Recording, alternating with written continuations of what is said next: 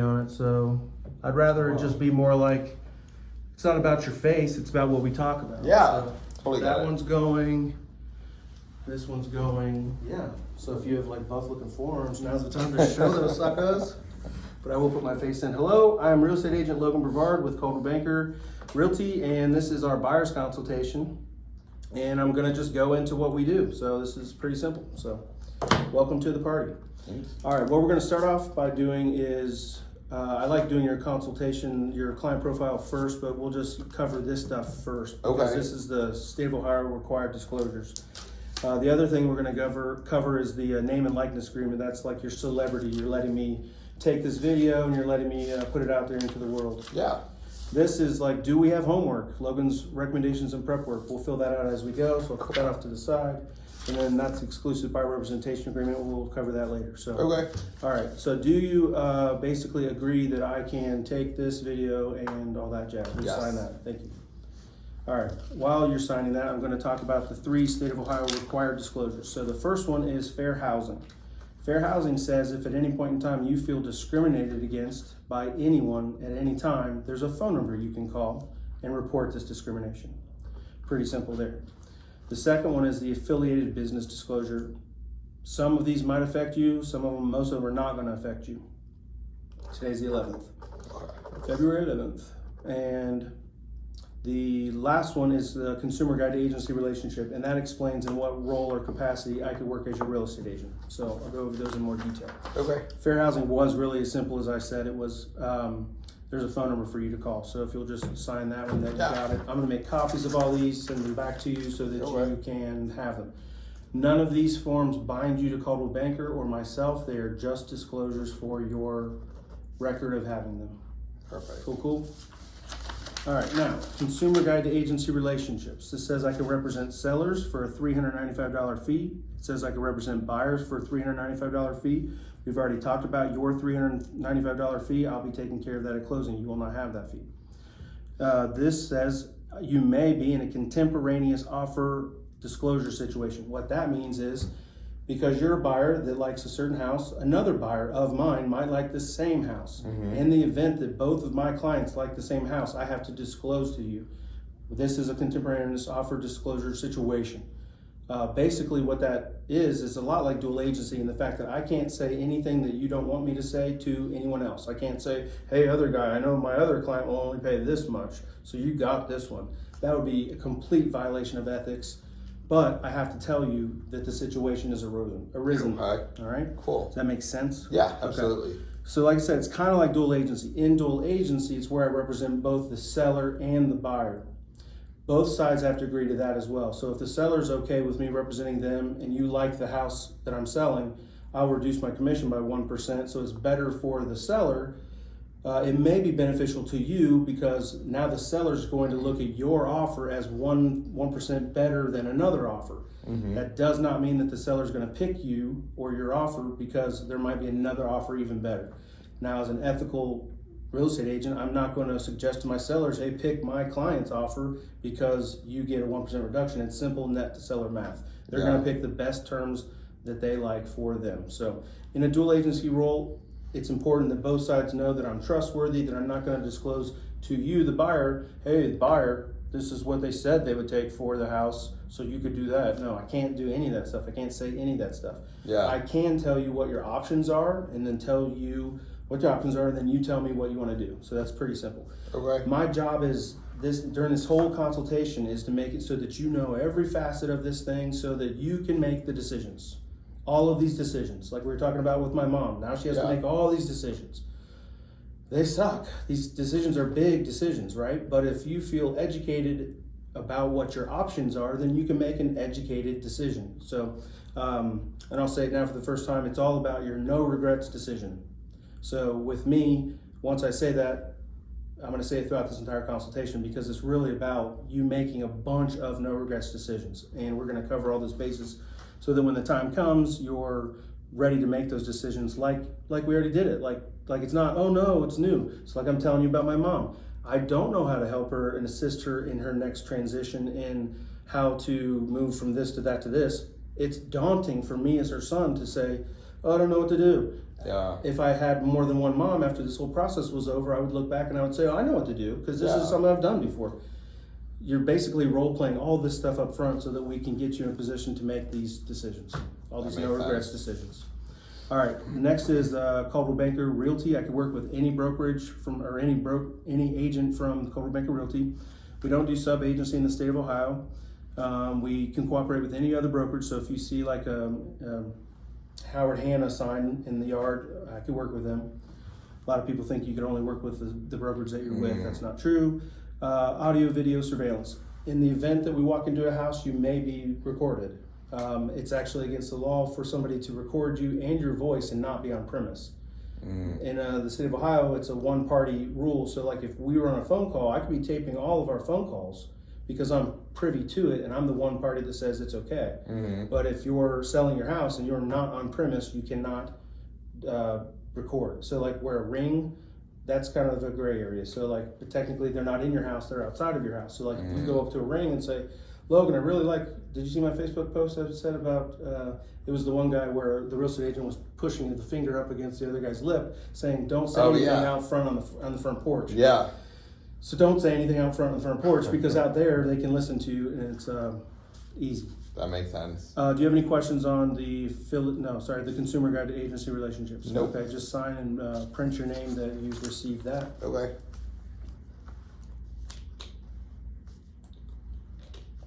And then the last one's going to be the consumer, the consumer, no, I just said that. The affiliated business arrangement disclosure, excuse me. So the only one that could affect you is guaranteed rate. That's a lender that we work with because you're a buyer. Depending on the title company, if the sellers have chosen quality choice title, it may affect you, but all these other companies, they won't affect you.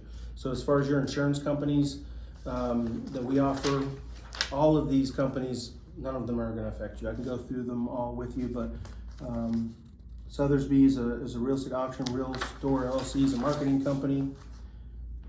Anywhere management, you're not getting leads. Cards Corporation, you're not relocating. That's all the different brokerages that we own. The title company, Quality Choice Title Company, Realty Insurance, and guaranteed rate. So if you wanted to get a double and triple check, guaranteed rate might be one of those people that you do work with, but ultimately none of these you're not bound to any of these people. So okay. Would you print your name there for me? I omitted that. Sorry about that. That's all right. And now you're already pre-approved with who again? I think it's Rush Mortgage. Rush Mortgage. I believe that's him. I can double check it. Okay. I don't think you sent it to me yet, right? No, I have to get the form from him. Okay.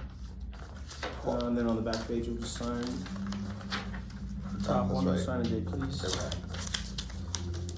Here's your little binder. I keep all your signed documents in. And again, I'll upload all these so that you've got them all.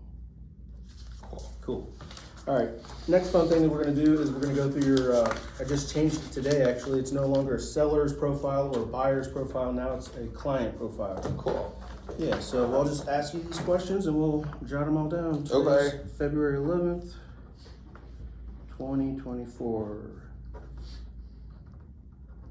I got your email. What's your favorite book? Oof.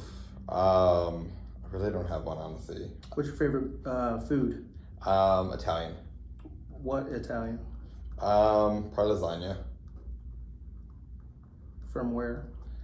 Oof. Honestly, my mom's homemade. So you've liked that for 32 years. Yes. What's your favorite movie? Probably The Dark Knight. What's your favorite book again? Did it come back? Did one come up? Thinking.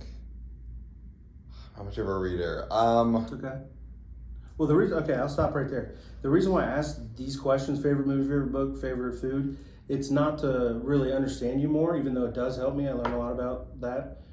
It's more or less like, how ready are you to make decisions? That makes sense. So if you just said over and over again, favorite food, I don't know, it's too hard to pick, I would probably know that You're maybe an indecisive person. Yeah. But you went right to it. Dark night for the movie, favorite food, you went right to it. So I'm not worried about your decision making. Fair. You don't have kids? No. You have pets though? I have a dog and a cat. Okay. And then your anniversary? 3/21/15. Good job of knowing that right away. Okay. Are you currently in an exclusive seller or buyer's agency agreement? No. Have you ever sold or bought a house before? No. All right. What prompted you to make this decision? Specifically to buy or to work with you? To buy. It's been a long time coming, honestly, but I think more ready now since we're outgrowing our apartment, and just wanting something we own for more of an investment as well, like long term. Are there any other reasons other than size, been coming for a long time, looking for an investment? Those are really the two. I mean, which it goes back to investment, but throwing away money in rent every single. What do you pay monthly? It's right now $1,600. How big of a place is that? Three bedroom, two full baths. Okay. So it's decent size, but it's definitely still apartment living. How do you feel about this move? Nervous and excited. What are you looking forward to? I think the unknown. I like challenges. But I think learning the unknown to feel more comfortable afterwards. I think most of all looking So today is what you're looking most forward to? Yeah, I mean, it's just starting it. This is my favorite part of my relationship with every client, is taking the ignorance away. So you're talking up my alley when you say, like, the unknown and getting rid of the unknown. And you're like, oh, ooh, I like that. Okay. What else are you looking forward to? Definitely seeing the different properties. I think learning, like I've done my own research and asked like some probing questions, especially like, knowing we don't look at condos, but wanting to learn more about like the reserves, what questions to ask, like all that kind of stuff. Mm-hmm. You're my type of person. Yeah, because ignorance is not bliss. I think we said that in text messages, yes. But like now I'm doing it for the video. What are you not looking forward to? The potential of maybe having to wait to save up more to get really what we want, if that does happen. I think also the horror stories of being outbid and not knowing what could you have done differently or why. Oh, you're right at my alley again. So yeah, like for me, like it burns my britches when a listing agent doesn't tell you what position your client's in. So like to not be able to give that information, it doesn't feel good. So yeah. What do you feel a realtor can do that you cannot do yourself? Educate and represent. What does represent mean? I know you can always take the approach of working with like a real estate attorney and they can do it and you can represent yourself, but I feel like this is my first time buying it. It's going to give you that education, that first time experience that I don't have. Mm-hmm. So you could definitely educate yourself online, but it's like, then I'm going into the same like huge valley of like, how do I take care of my mom and her situation? Like, there's a bajillion different people out there that all want their website to be on first page. Mm-hmm. Maybe page 8 is where like, oh my gosh, if I would have just found this page, it tells me everything I need to know. It feels so good. Thank you for this. But nobody gets to page 8. No. Nobody does. So no. Yeah, this is like hiring a surgeon. You just want the surgeon who's an expert to help you with that thing. So, yeah. Okay. When do you want to buy? By the summer, if it's possible. Our lease is coming up, I think, the end of July. So ideally, we would want it where it runs into that perfect time. But we also are aware that may not also work out. Okay. One of my questions in here later, I'll get to it. I'll just ask it now. Can you go to a month-to-month lease? Yes, and I believe, because my brother lives in our same complex, and he just renewed, I believe they do prefer month to month after renewing. Oh, okay. What does it go up to? How much more does it go up to? We're $1,600 now. Yeah, I don't think that they're going up much more than that. I think this is just kind of what the rate's going to be, maybe $10 to $20 more. Oh, that's great. Yeah. That's like free. I was shocked. Yeah, that's a good place. Okay. So that's a perfect scenario, because that way you're not saying to me, Logan, I don't want to pay $300 extra a month to go month to month, so I'll just sign another lease. Well, no, you're basically saying that it's it doesn't cost incrementally more to continue to not have a clock behind you. So Right. you kind of have a clock now in the sense that, like, if we hit the road tomorrow, you would still have March, April, May, June, and then are you paying again for July? Only for renew, from my understanding. Oh, so the end of June is when it's up. So Yeah. like July 1st is your month. Yeah, and we So have you'd to have- do 30 days. Yeah, so, okay, so let's say we look today, tomorrow, February 12th, you're closing March 12th. So you don't have a payment again on March, March, you don't have April, you'd have it May, all of March, the end of March, and then April. So May 1st would be your first monthly payment for your purchase, and then, you're only really at 2. Yeah. So we technically could start tomorrow if you've got enough money saved up. That way you could say, look, I don't mind having 2 mortgage payments at the same time. It is what it is. But if you certainly don't want to have 2 at the same time, then we would probably wait till March 12th to start looking. At that point, you're clear to go. You're good to go. You don't have to worry about any overlap or multiple payments. That makes sense. Yeah. Cool. Yes. All right. So I understand that. All right. What is most important to you in your transaction? So rank these as 1 most important, 2 least, second, and third. Price of your purchase, time, and then convenience of it. So I'm assuming from what you already said, convenience is kind of like education. Yes. For me, price, because I feel like that's gonna be like a big determining factor, of course. So I think that would be 1, I guess most. What do you think your significant other would say?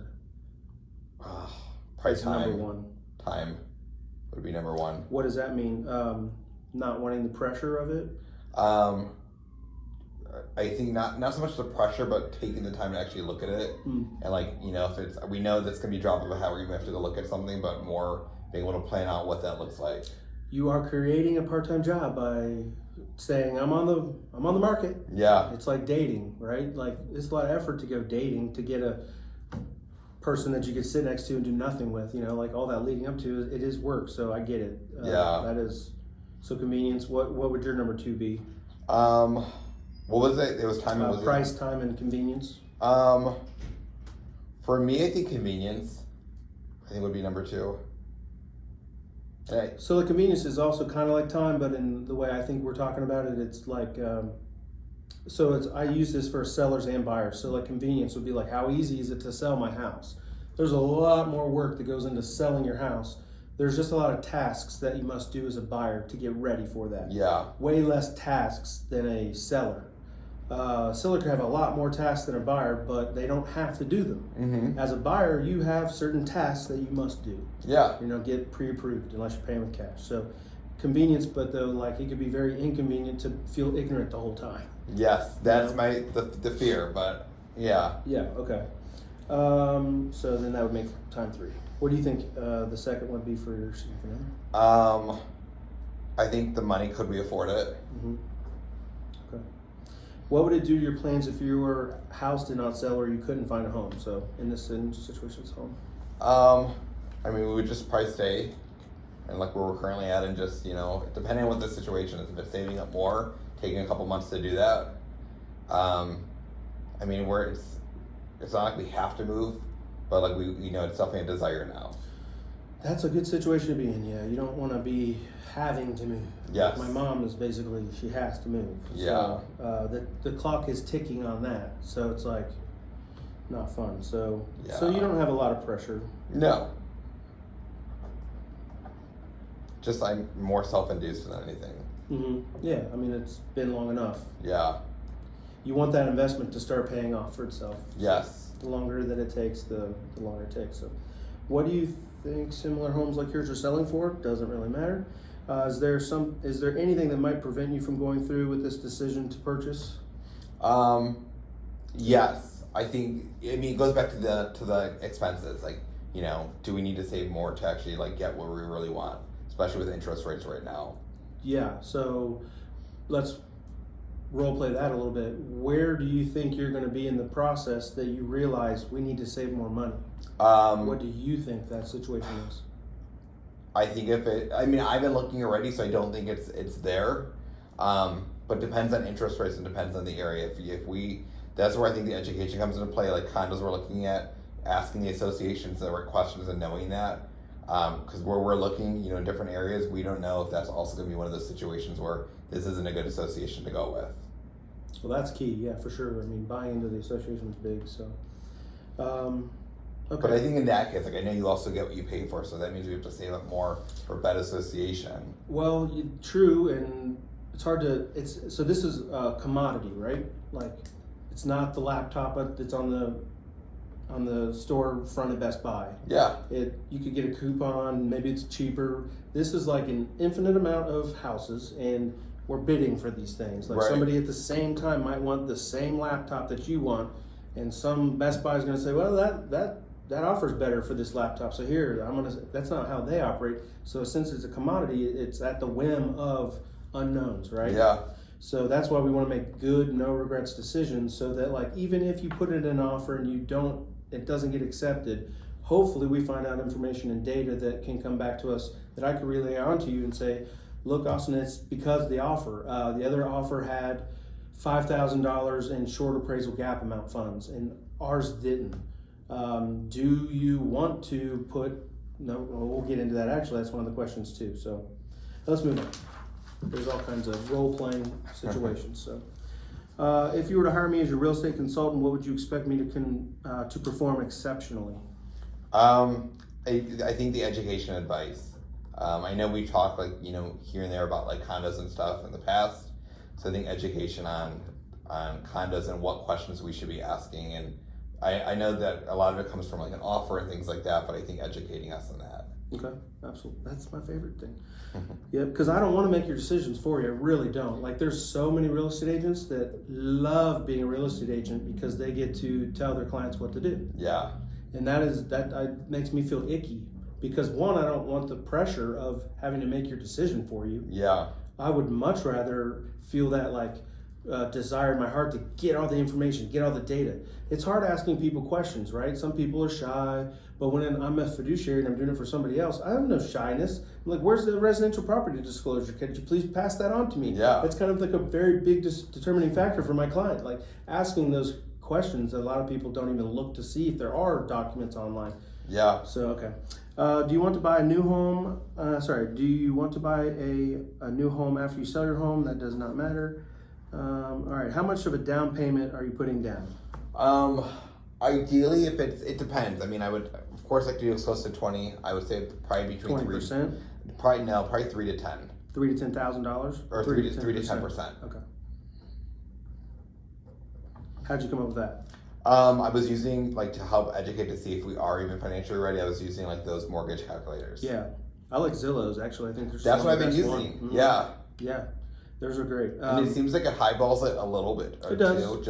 And I think that's better. So with a lender too, like the lender when they kind of pre-preview and they say what your homeowner's insurance will be, they highball that too. So it's always usually better on a monthly payment than what it is up front. So a lot of people feel like sticker shocked by it, but a lot of times it's not even accurate. Yeah, when I was talking to the lender, he even kind of brought that up too. He's like, Zillow's going to show 100 to 200 for the mortgage insurance, and he's like, we only charge maybe 30 to 80 bucks. Okay, yeah. So yeah, it's much better to bake in more, but at least explain that to you because there's been lots of people that not realize that. I guess see how it makes people discouraged. Yeah, well, or not discouraged, and they'll have false hopes, right? So I had somebody come in that was pre-approved, and I basically told her in this market that we were in at the time, you have to have money to get the house. Not you can't ask. This is not the moment of. This is 2019, 2020. This is not the moment of asking the seller to pay for your down payment or your concessions, anything like that. So she was really heartbroken actually and cried because I told her that the situation is you're going to be up against people that do have gap appraisal amount. Yeah. So in the event that it appraises lower than what you say you're going to offer, people want that known up front. Where she was very ignorant, so she just got a pre-approval. It was very simple to make a pre-approval. So yeah, you want to know the real situations. Yeah, that's why multiple opinions are important for getting the loan at least. So how much do you currently have saved? What is 3 to 10%? I would say about 20 to 25 max. how much can you save a month? So let's say you come to that moment in time where you're saying, well, now's not the time. We're going to save up X amount of dollars because we keep running into something and we want to have more bullets in our chamber so that when the time comes, we can offer this as a gap appraisal amount as opposed to what we were thinking about. It's better in a quarterly, just like how my like work structured with like bonus and commissions and things. I would say probably in a quarter would be easy to save up maybe about $1,000 to $2,000. Okay. Well, hopefully you don't need to worry about saving up that money because you've already saved up a good chunk. So. Yeah. Yeah. So for me, my opinion, it's all about the monthly payment, right? So like, if you put 3% down as opposed to 10, yeah, your monthly payment will be less at 10. But then, for me, I've been taught to budget with saving money for an emergency fund.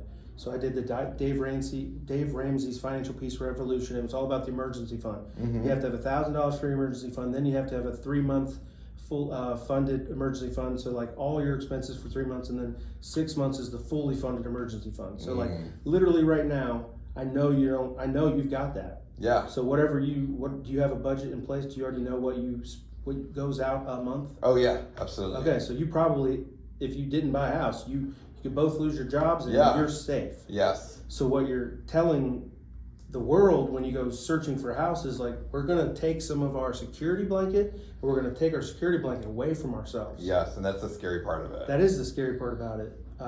But it's a scale. You have to make a bunch of no regrets decisions. Mm-hmm. So when I really like this metaphor that I do. So when you make a decision, I don't want it to be like, I don't know what to do. I want it to be like, yes, we're going to do that. That's the thing we're doing. And then here's the next one. Yeah, we're going to do that. So it's like a bunch of these really strong no regrets decisions. So like you and your significant other need to come to the realization that, we're going to get rid of our security blanket. Yeah. Yeah, we're gonna get a house. We're getting rid of our security blanket. I'm very type A, so for me it's easy to be all in with that and that weigh it out. Yeah, so that's basically when there's like this. I don't know. I mean, it's a waste of time for everybody at that point too. Yeah, it is. It is for sure because you could keep saving, and I'm not saying that that's not the way to go. Mm-hmm. At today's 6.5+ rates, maybe you wait a year and the rates are down better. So that's for you. You do your net to seller, you do your mortgage calculator at whatever the rates are today, and then let's assume a year later they're 1% less. What does that look like monthly? But okay, what happens in a year from now when those rates come down? Are you the only one that's waited on the sidelines saving your money up for this moment of less rates? No. So you need to say, when are we going to do it? We're going to do it now because we don't care about the rates. That's or we're going to do it now because we want to save up more money. We want a lower rate. And we're willing to go up against more buyers. More buyers literally means, and this is what everybody's saying, more buyers, lower rates. The new norm is the new norm. And if the new norm comes to 5% or something in a 5, that's the new 2 or 3%. If that 2 or 3% happens like it did after COVID, these houses are going to be ridiculously overpriced. Yeah. Ridiculously overpriced, but not yours because somebody else guaranteed a high price and guaranteed the low appraisal gap amount. So let's say you save $2,000 a month and you wait a year. That's let's just make it easy numbers and say $20,000 more. So now you have $45,000 as opposed to the $25,000. Well, maybe now you're putting a large chunk of that into the guaranteed appraisal amount just to win, where now you have less competition because the rates are higher, there's less buyers out there, there's also less houses on the market. So with that being said, people are pretty picky still. People don't want to just move into whatever. It has to still be location. Yeah. Good school districts, good HOA, good condo owners associations. COA and HOA are two different things. They're basically the same thing. People that control the rules and the finances. So yeah, this is something that basically you want to have. Nobody's got a crystal ball either. Like I thought the rates could have gone to 9. They never did. But I was that worried, when the market was starting to tank because but at the same time, Columbus houses, they didn't lose value. Some did, but some were probably not in great locations, not in school districts, yada, yada. So those do drop off. People will always want the best of the best. So Anyway. Yeah. So we already talked about when you would like to be in your next home as soon as possible, but I think we just kind of opened up more doors. Like, when do you really want to be in your next home?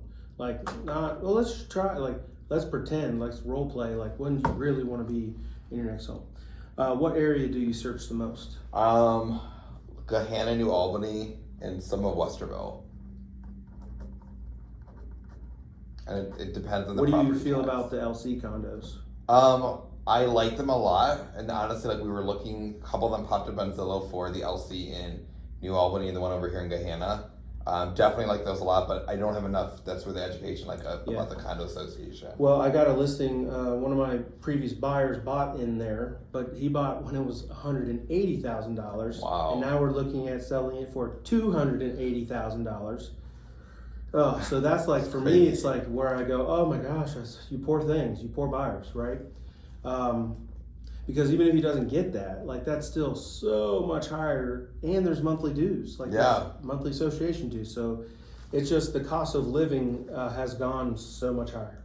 It's crazy. I remember, like, everyone used to say, like, oh, it's cheaper to buy a house, and now sometimes it's not. It could not be. Yeah, absolutely. It's the same almost, if not. The only thing is, it's like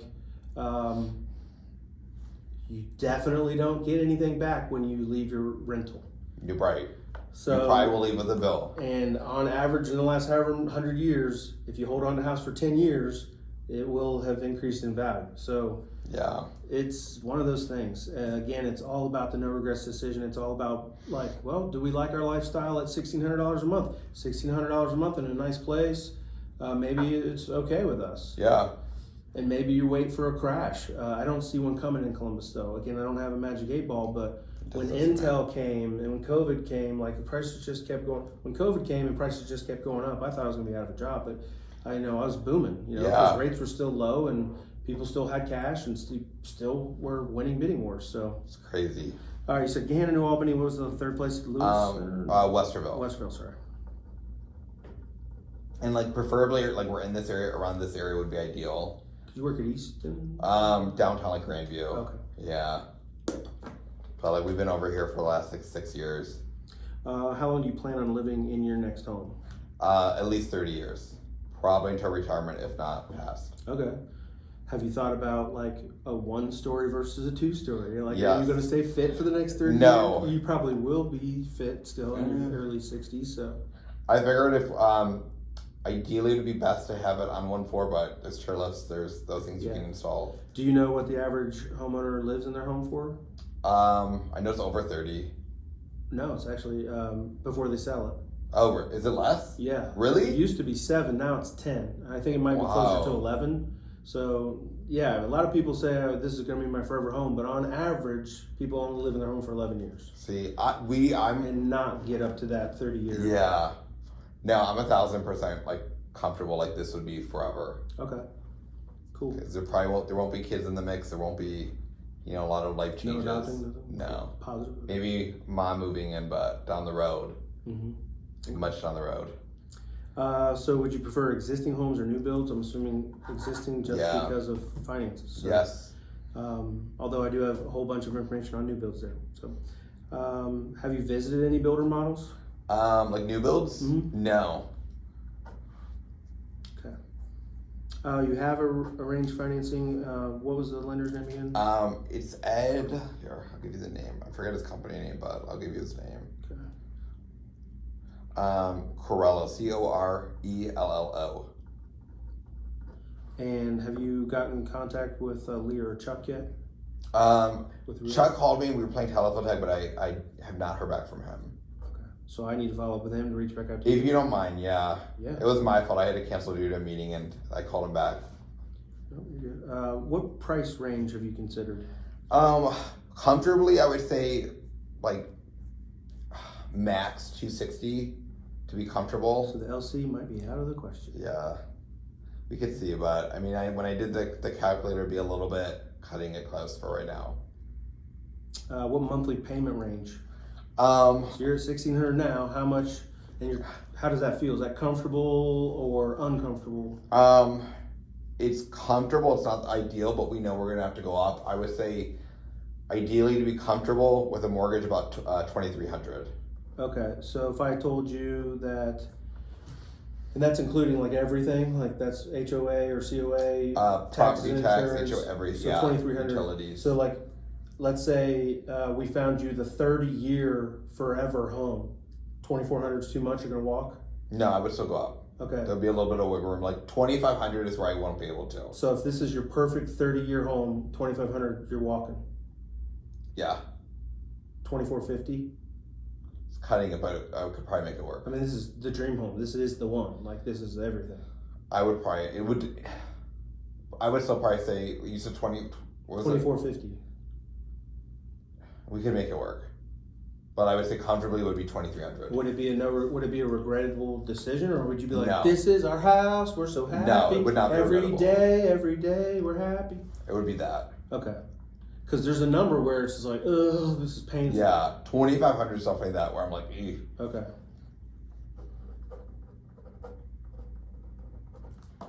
And you've considered tax and insurance into the payment. Okay. You're okay with probably earnest money as a showing of good faith intentions to purchase the home. If so, how much? That's basically cash that you're telling the seller, we're good for this. If we, a really bad thing would be like, if we back out, we're going to guarantee you this money, but that also looks really good to the seller. I would only say do something like that in the event that like it's that 30-year, like we're in love, immediately checks out every box plus boxes that we didn't even think of. But earnest money, if earnest money went away completely, I'd be happy, because earnest money just muddies up the contract. If you say, I'll give you $500 in earnest money, at the time of closing, that $500 comes off of your closing costs. So it's still your money. Oh, you don't lose it. You don't lose it. Okay. So it goes to you. But let's say you get this house tied up under contract and you back out. Well, if the earnest money has already been put into our non-interest bearing escrow account, and the seller decides, I don't want to release the earnest money, the $500 earnest money, and they don't sign the agreement to release it, then you have to file for a junction to get your $500 back with an attorney, which sucks.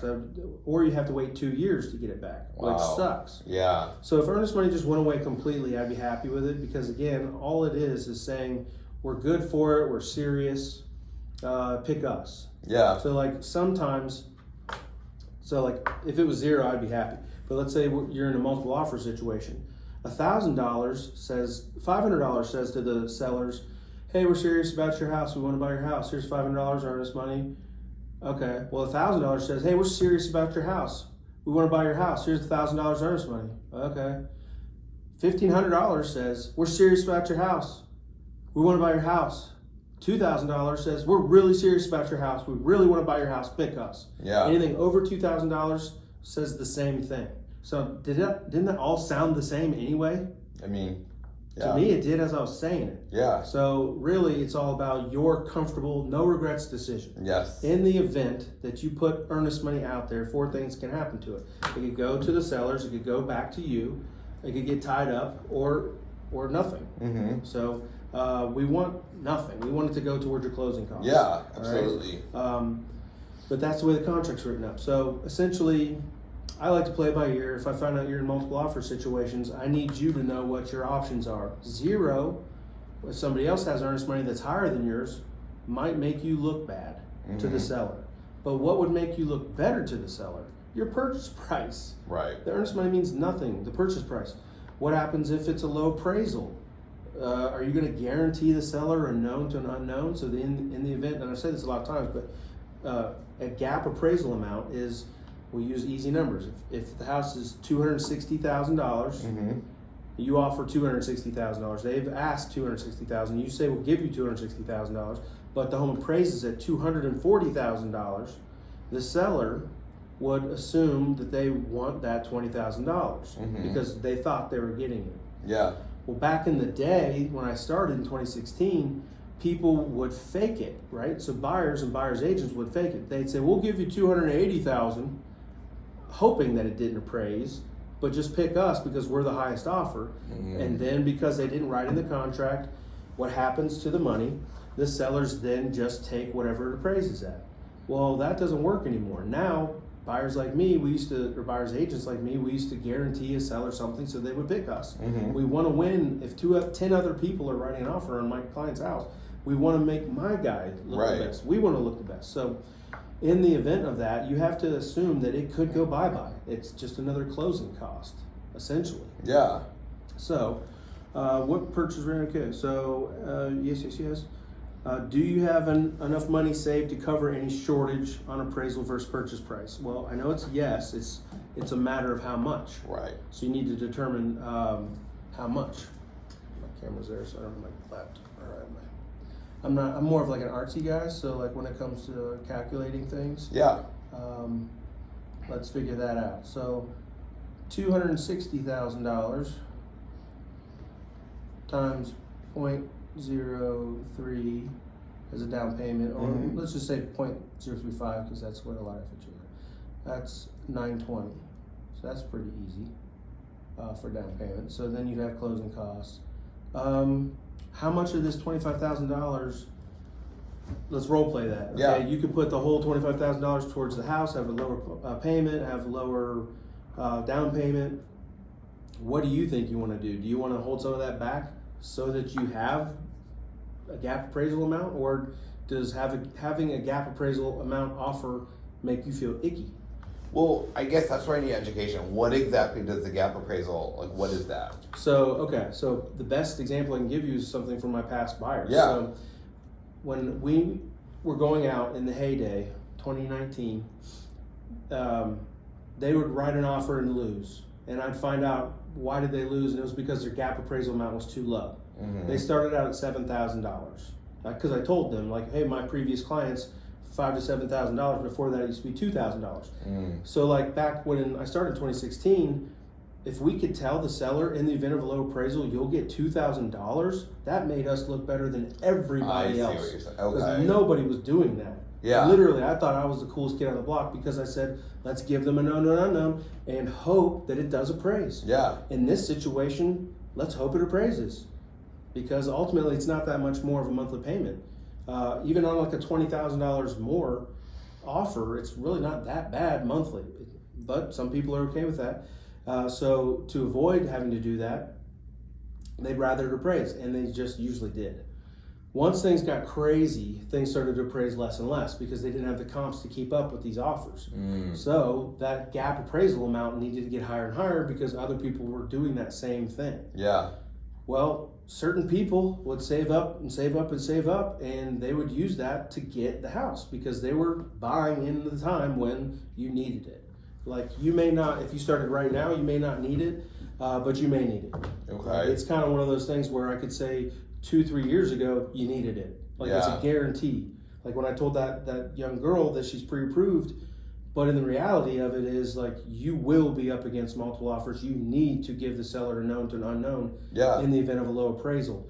You need this money, and she didn't even have any money for down payment. So I mean, that was the dream for her, just to even have enough money to be able to play ball. Yeah. So you have money to play ball. But okay, so going back to the example. So my buyer wouldn't get it on the first one, didn't get it on the second one. He went from $7,000 to $10,000. And then we got beat out again. So I'm like, what is your no regret decision? Is this your no regret? They found $19,000. Okay, so they're willing to put $19,000 towards, I'm not in charge of your decisions. Right. Okay, I'm in charge of helping you determine what your possibilities are. If you keep running into roadblock after roadblock after roadblock, you might say, this is a no regret decision to us. We absolutely don't mind making a $19,000 investment in getting the house. Yeah. Because guess what? That $19,000 has been recouped by now because the value of the house is, again, I just told you the condo is $100,000 more. This was a single family home. Its value is now $150,000 more than when they bought it. So that $19,000 sounds like a huge amount of money because it is. Yeah. But guess what? If they go, when they go to sell, it's taken care of, it's paid for. Just like we talked about, number one is making an investment, right? You want to make an investment. Well, you have to put money in to make an investment. Yes. You cannot get an investment from zero. Right. That's called sweat equity. You can clean your body up by exercising. That's free. This is not buying a house. You have to make investments. Right. So that was a hard pill for me to swallow for even them, right? So like, I'll tell you another story. So like one of my very first custom clients, buyers, They didn't have any money, and we were in the world of where we're asking for seller paid concessions. Well, they were in a multiple offer situation. I said to them, if you don't ask for a home warranty, you'll be $590 something that much more net to seller to the seller. Do you like the condition of this home to the point where you're okay with not asking for a home warranty? Because I used to be really protective, right? I want you to have a home warranty. Ugh. Well, all I'm doing is telling them a tool that they could use. Yeah. Which is, okay, oh yeah, that's fine, Logan. We won't ask for home warranty. They got it in a multiple offer situation, and they won by that amount of money. Wow. They picked my client because they didn't ask for a home warranty. So that's kind of the same thing. Like, what are you willing to do to get the house? Like, you have to make hard decisions, no regret decisions. So in the event of your $25,000, where is this pain threshold? Like, you got this $2,500 pain monthly. Where's the pain threshold on the gap appraisal amount? We hope that you don't even need to use it. Yeah. Like, okay, so here's going back to that story where it was $19,000. Their offer got picked at the $19,000. Yay.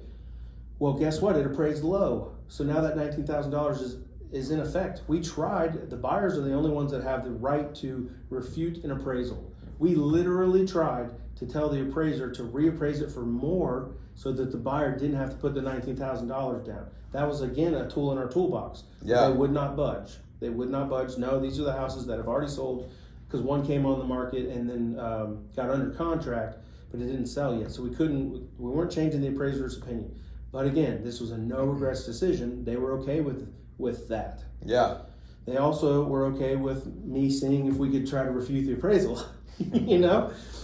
And whatever, it all works out now looking back. If the market would have tanked and all houses dropped and the value of everything dropped, I mean, that would have been a really maybe bad financial decision for them. But it wasn't. And Yeah. I don't have a crystal ball, but I don't see that happening. I keep seeing Columbus values going up just because it's a commodity. It's supply and demand. There's a lot of people that are moving here, that want to live here, that like it living in Columbus, and until they make more new builds, they're building lots of apartments. Yeah. You know, but they're not building lots of affordable houses at $260,000. No. Condos, yeah, you could get some condos for that price point, but again, you're buying basically an apartment with shared walls. Right. So you're not paying that extra $100,000, whatever it is, to have, 3 acres that you have to mow now, that you have to take care of. Why do you want a condo, by the way? Is it because you don't like yard work? Yes. A lot of that. I don't like the yard work. I like that if there's money in reserve for roofing, like there's, less like manual labor and less things to worry about. Yeah, I mean, yeah. So if you buy a condo standalone, you have to take care of the siding, the roof, all that stuff. So it's up to you to get bids. So yeah, so when you buy into a condo, you definitely want to buy into a good one that gets good bids. So. Yes. Okay, so am I giving you good things to think about? Yeah. About your money? Absolutely. Like we haven't even talked about No. real estate stuff. This is just like, okay, we have this much money, now how do we use it? And it helps kind of me with that mental checklist, like, did I do the right thing so far? And so far, yes. But What were we gonna ask? for what was it called? The gap? Yes. Appraisal gap? Yes. That's where I'm a little confused. I guess This always holds people up. Yeah. Does that go towards down payment, or is that what you're losing? Like you're willing to lose that? That is money you're willing to lose. Okay. Because let's say it's the $260 and it appraises at $240, and you did want to put $20,000. You're buying a $260,000 house, and you're guaranteeing the seller that you'll give them X amount of dollars. So when it appraises at $240, the lender is only going to give you what it appraised at. Yeah. So if you've agreed to give the seller X amount of dollars, now I got it. Not to exceed your purchase price. Yeah. So the best case scenario is like this. So let's say you're willing to give $10,000 on a short appraisal. You offer $260, it appraises at $257. Mm-hmm. You tell me, how much do you have to give of your $10,000 for a short appraisal? To meet that gap. Mm-hmm. And you said 257. Mm-hmm. 3,000. Yeah. So instead of giving them $10,000, you're not. You're Yeah. only giving them $3,000. Right. But you said if it does appraise like $245, you're not getting $260 anymore, sellers. You're getting $255. Yeah. You're just adding whatever you're guaranteeing. That makes sense. It's all about a no regrets decision. Literally. So would you want it to be less? Sure, your monthly payment would be less. Yeah. And but at the same time, you have to give this money to the sellers. Yeah. Just so that they pick you. Yes. I mean, I would say at this point in time, it would probably be about, 3 to 5,000. I would be comfortable with. That's what it's all about. Yeah. I can't look. You see what I did? I don't know. Yeah. I don't know. But here's the difference. So like, my buddy, my client, his was $7,000. I told him to be expecting this. Like, okay, be ready. Well, they went from 7 to this is not comfortable anymore for us. We're tired of losing. 10 to this is not comfortable for us anymore. We want to get what we want to get. Yeah. 19. I'm not saying find more. They're saying we're going to increase our gap amount. Like, right. I'm not in charge of the decisions at all. I'm in charge of the process. Yes. Hey, now's the time when you offer more. No. This is your money. This is your savings. That didn't come to you overnight.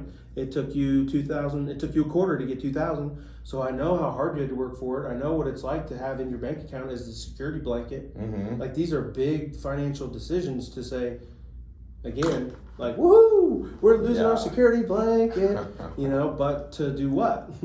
And I want it to be like that for you. I don't want you to be like, we're losing our security blanket, then don't buy a house. Right.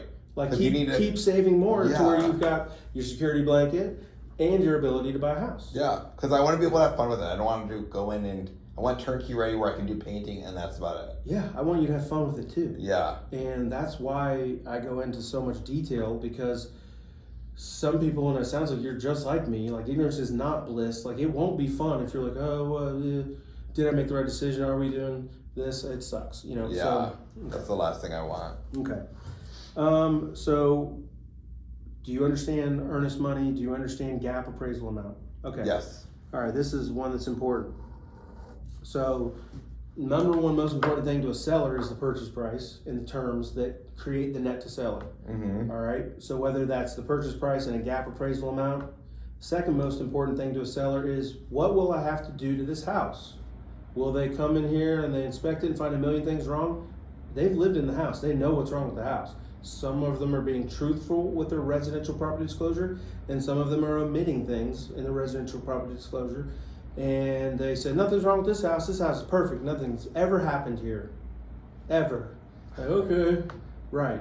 I'd rather see a residential property disclosure that says such and such broke, such and such date, we made the repairs, no issue since. Mm-hmm. This broke too. We fixed it, no problem since. This also broke. Like, that makes me feel better. Yeah. Because houses break, things happen. Yes. All right, but anyway, would you waive request to remedy if you were comfortable with the condition after the home inspections? Now, no, I'm not saying after the $400 to $500 to $600. I paid $1,200 on home inspections when we purchased our house twice. Wow. Yeah, and I just lost it because the situation's a longer story. I could go into it. It's a great story. But anyway, I was willing to spend $1,200 worth of inspections. I'll just tell you the story. So the very first house we got under contract on, we said that there was a 10-day inspection period with a 3-day request to remedy, meaning, and we're in multiple offer situation. So we got picked, and we did not waive our request to remedy. So we said in the contract, we're gonna have 10 days to inspect the house, and then we're gonna give you 3 days to look over our inspections. I spent $1,200 in inspections, found all kinds of problems, found access to the attic from the roof where we found snake skins, we found dead mice, we found a siding issue, we had issues with the water well, but you name it, there was problems with it. So I got quotes too. In that 10-day inspection period, you can have as many inspectors come out and you can have as many contractors come out. Mm-hmm. They can give you inspections. With a condo, it's a little bit easier, it's cookie cutter. But you can have as many people as you want in that 10-day inspection period. You can spend or get free quotes. All you have access. They're supposed to open up the house to you so that you can do this. Well, I spent $1,200 on all these inspections, got all this information back. I called the seller, who was also a real estate agent. He was representing himself as a seller, and I'm representing myself as a buyer, as a real estate agent. Yeah. And I said, okay, so to make the contract easy, I know there's a 3-day request to remedy. We're not going to ask you for a request to remedy. We're going to ask for a price reduction. And he said to me right away, there will not be a price reduction. There will not be a request to remedy. We're selling the house as is. And you know what I said to myself? Great, thanks, we're done with this. $1,200 down the tube. What should he have done? He should have sold his house as is, Meaning, we're not going to fix anything. We're selling this house as is. Transparency. As a real estate agent, we're supposed to be transparent. We're supposed to disclose. He did not do that, right? So I'm already icked out by this guy because he's a real estate agent not disclosing things. Yeah. I already knew that there was no wiggle room. I was never going to buy this house. I don't want to be affiliated with somebody that's going to lie to me, not be transparent. So I said, fine, we're out of here. We're not going to do this. What he should have done was, like I said, listed it as being sold as is. All right, that's just how it goes. The next house I get under contract, spent another $1,200. Same thing. We found all kinds of issues with it. I said, there's not going to be a request to remedy. We're going to ask for $20,000 off. Yeah. So first of all, when I bought it in 2018, I asked for $20,000 off because I was so mad and fuming from the last purchase that I was like, I'm not paying full price, $20,000. They accepted. I was like, wow, that's crazy. Wow. Surprised we got it. And then when we went through the inspection process, we found mold and all kinds of other stuff. And I said, $20,000, like way more than I thought. And they said yes to that. I'm like, so I got $40,000 off the purchase price. So we bought it for $250,000, and they wanted $290,000 for it. Wow. So that tells you, man, there's some issues to this house. They're okay to let go of it for $250,000. So anyway, in a condo, or like my very first customers, they were okay with not even getting a home warranty, right? So the request to remedy was also something that they were actually okay with capping. So like back then we would say, oh, okay, in the event that there's a lot of problems, Mr. Seller will cap the request to remedy at $1,500. Mm-hmm. So you know, and again, this is in the contract up front, that you won't have to be more than $1,500 out of pocket. Well, less and less sellers have to pick that offer because there's people that are willing to waive the request to remedy. There's even people willing to waive the inspections, which is basically like literally saying, we'll buy it as is. Mm-hmm. The seller, you don't even have to say it's as is. We're going to tell you it's as is. We're buying it as is. We're waiving request to remedy. We're waiving inspections. That gives the seller a humongous known to an unknown. Yeah. They might know exactly what they're going to get for the house because it's a cash offer. They might know what they're going to get ballpark because they've got a huge gap amount guaranteed. Right. If the listing agent's done a good job, he's given them all the comps so they, sellers, know what it potentially could sell for. They all ask for a certain price, but they probably all want more. There's this crazy number that gets further and further away from all the different comps where the listing agent's job is to say, sellers, if we get above 290 and we're listing it for 260, we have all these comps at 250, more than likely it's not going to appraise at 290. So get ready for that to come, that you won't have this. But if you get 5 different offers and they all crazily go up to 290, you're going to pick the one with the highest gap amount. Yeah. Essentially, right? Yeah. So, that all right. sense. So what you're doing is you're eliminating the unknowns. The seller's job is to eliminate the unknowns for the buyer. We don't want you to come in and say, what's that? Why is this like that? What's wrong with that? Why'd they paint that color? Where's the thing? No W words. We want you to come in and have blinders on and be like, oh my gosh, it checks every single box. We love it, love it, love it. We can live here for 30 years plus. Oh, it's the best. So the seller wants that same experience. Mm-hmm. The seller wants a buyer's contract to be super easy. Oh, they've waived request for remedy. Oh, they waived inspections. Oh, they're giving us this amount of money. Well, that's harder for buyers to do, right? And not everybody's able to do that. Not everybody wants to do that. Yeah. A few years back, that's what you kind of almost had to do, you know? Yeah. So would you waive request to remedy if you were comfortable with the condition after the home inspections? Now, I said all that stuff about home inspections. That's the second home inspection. You're going to write a contract after you see the house. Mm-hmm. You're inspecting the home on the showing. Right. So in that moment, that short, brief moment, and during COVID, some houses had 5-minute showing windows. Wow. Could you make a $260,000 decision in 5 minutes? No. Would you? If I said, Austin, look, dude, this is what we're up against. We're like lots of houses right now. We're only allowed in for like 5 to 20 minutes because we can't be around other people. We have to socially distance, so we only have 5 minutes. Yeah. Could you write an offer? Like people had to go through it. I mean, if I had to, I would. Good. Because you need to know what you like already, previously coming in. The home is going to sell you on the pictures, and then you're going to confirm that the pictures are true or valid, and then you're going to confirm again with the feeling of it, the aura of it, the location of it, all those other intangible things that the internet doesn't necessarily give you, even though there's Google Earth and all kinds of things that you can gain knowledge of. You could social media, Facebook stalk the sellers and be like, oh, these people are creepy, or oh, they're so cute, I want to buy their house. You're going to do that, or you've already done it. I don't know. So that first inspection is when you make the decision, Logan, this is what we're going to do. We're willing to waive request to remedy. Or, Logan, we're willing to cap the request to remedy. Or, Logan, we're willing to waive inspections. It's perfect. There's nothing wrong with it. Look at the documents that the sellers provided us. They have a new AC, new roof, new this. They've got receipts for all these things. They put a dollar figure amount to all these things. This is awesome. We don't even need to waive. We don't want to do the inspection. We're saving money. We don't even have to pay for an inspection. Like, where are you on that scale? Like, just ballparking it. Where are you currently on that scale? I would definitely not waive inspection. Definitely not. Definitely not. No matter what. No. That's your pain tolerance. Like, yes. You have to know what's in the attic. You have to know what's in the crawl space, all that stuff. Yes. Okay. For remedy, it depends on what it is. Meaning how bad it is and how costly it's going to be. So let's assume the house does not have a radon mitigation system. The prices have gone up for that. So let's say under $2,000 so that you could breathe fresh air.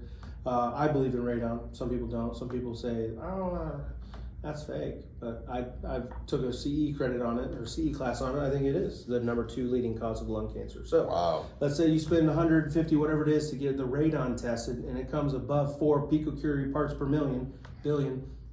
And it has high radon. Are you going to move in without that being mitigated? Is that a deal breaker for you, or were you okay with paying that out of pocket for yourself prior or after moving in? I would be okay with that if it's in that price range. Because it's for long term. Yeah. I mean, it's not like we're here for 5 minutes and we have radon. It's a long term exposure. So you're okay with that? Yeah. Is it easier to hear what I would not be? Maybe, yeah.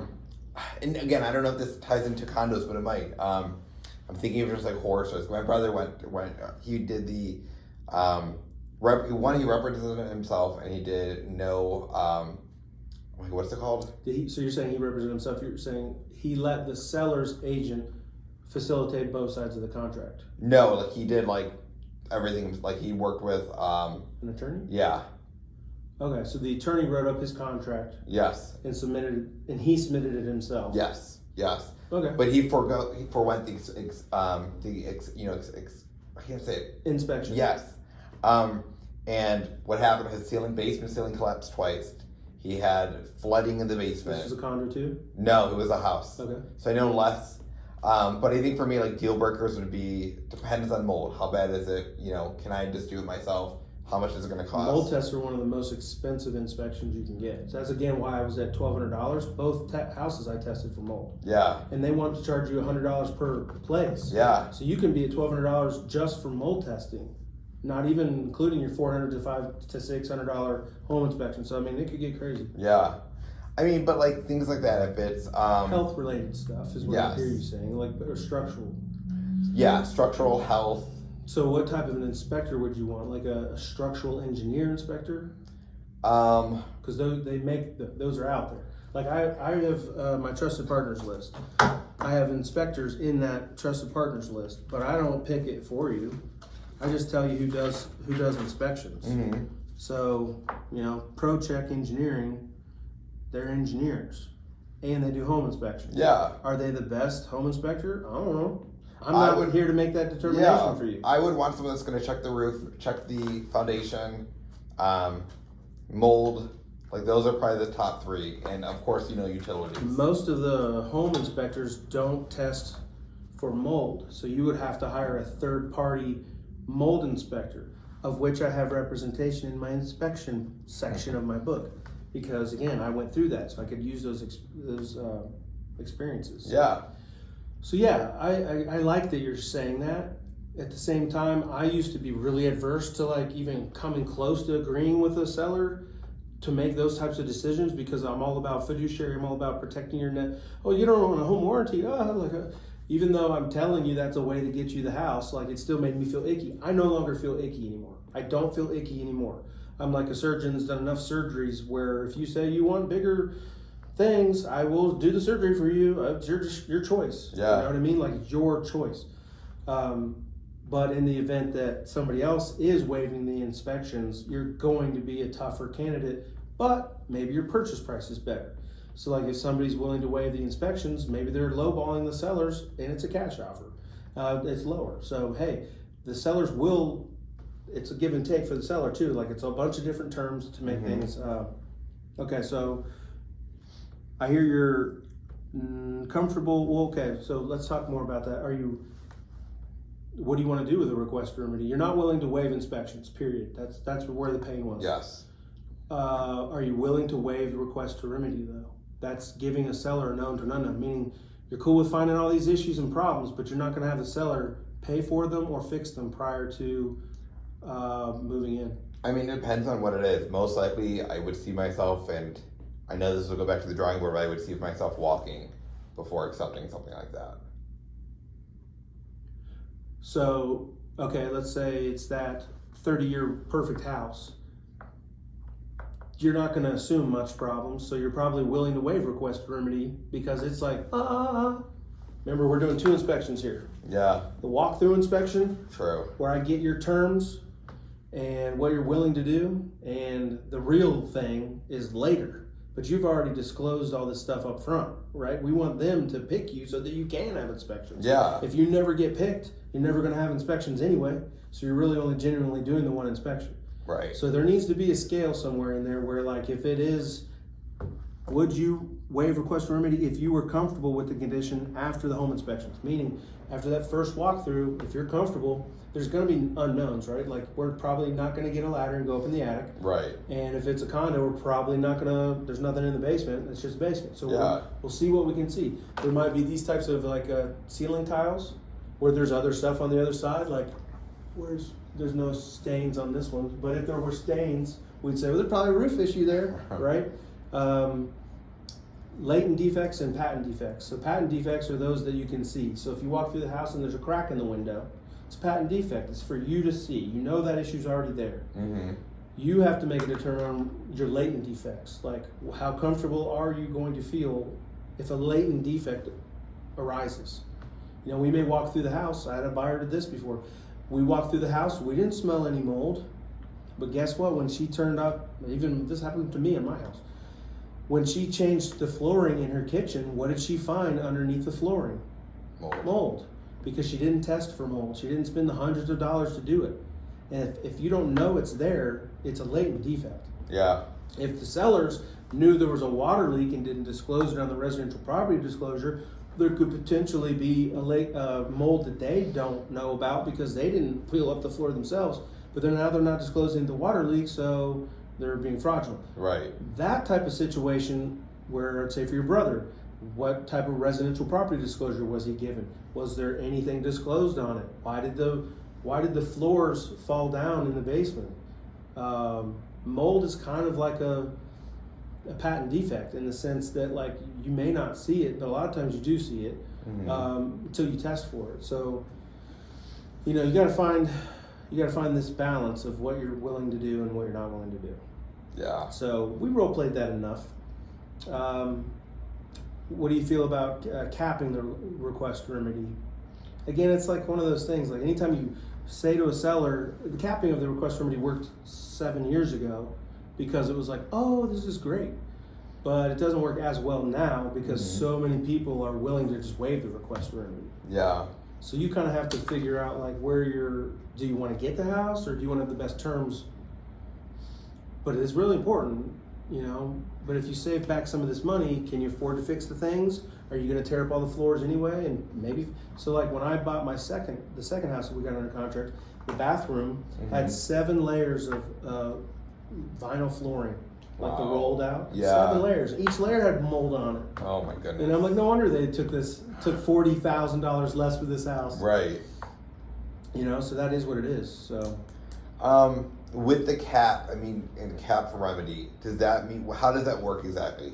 So you're saying, in the event that your inspections reveal, like, radon is the easiest thing. Let's say that's over $1,500. In the event that your inspections reveal there's something wrong with air conditioning, the furnace, any of the major things, electrical, you will not ask the sellers to fix or remedy or credit you more than a cap. Okay. So like $1,500 used to be the cool thing. So Yeah. This gives the seller no. Like, oh, cool, because most people know their house is problems, right? So they're like, oh my gosh, what's the inspector? They always think the inspector's going to find everything. It's not every inspector's great. Right. You know, that's why I don't pick your inspector. Like, whoever you pick, that's on you. That's not on me. I don't make your decisions. You're not going to come back and be mad at me. I didn't do it. I didn't tell you to waive inspections. I didn't do, you know what I mean? Like, I'm not leaving you out there dry and naked, but I'm telling you, don't come back at me. Right. This is random. I'm not the seller. I didn't make the leak. I didn't not disclose it. I didn't, you know, you have to hold me accountable to what I can control. Yeah. Fair enough. Controlling my controllables is limited to this stuff, like the education part of it. So Yeah. your decisions, I really want you to make no regrets decisions. Because if you're happy, you'll say Logan did a great job, refer me out. That's all there is to it. Yeah. If you get unhappy, then that's where it's at. So, all right. In your opinion, what size home are you currently living in? Small, medium, and large? How many square feet is it? Do you know? Probably about like 1,200, I would say. Is that small, medium, or large? I think for me, it's I would say medium because it's not small. Would you like your next home to be bigger or smaller? About the same or a little bit bigger, depending on the layout. What are your most important needs to be met in this home? Most important would be 2 full baths. It could be a 1-car garage, but there has to be room for an additional car. Like an assigned spot? Yeah, where you're not like backed in front of the garage. Mm-hmm. So 2 spots. Yes. One could be in the garage. Yeah. Yeah. The biggest part of the deal breaker would be it would have to be 2 bedrooms 2 bedrooms with like a basement somewhere. You could do like a den, a work area, and a living room upstairs. Like I know some of those condos are built like that. Or a 3-bedroom with 1 living room and no basement.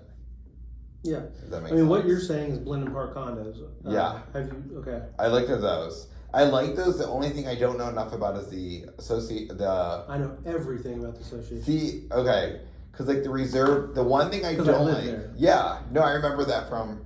But the one thing I'm a little reserved on with them, because I do like that setup a lot. The one thing I'm a little reserved is that like you could rent to anyone.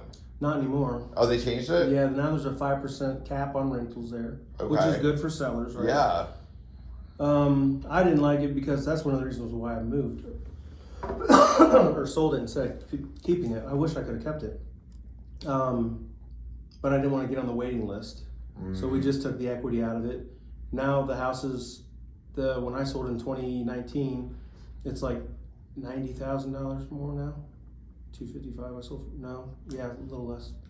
It's funny because that's like So the one more. area I've been dead set on for a long time until kind of learning that.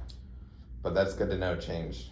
Well, yeah, the cool part about a place like Blendon is that their long-term increases in association dues have been really cool. Like usually they're at $5, like every year is $5. Wow. Then they've only jumped like 10 or 15 the most. So like that's because they have a reserve study in place. They have enough money saved up.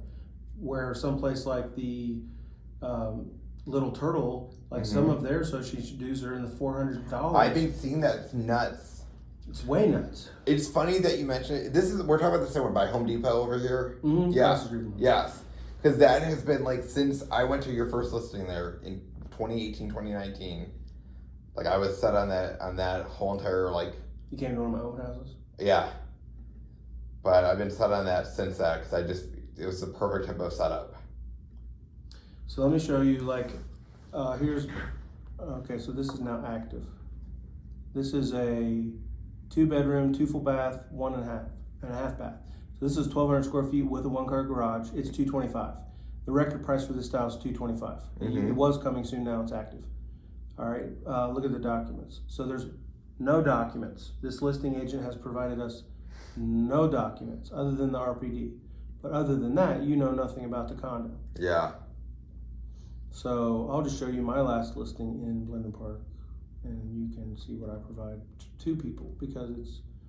I'll just do my old house.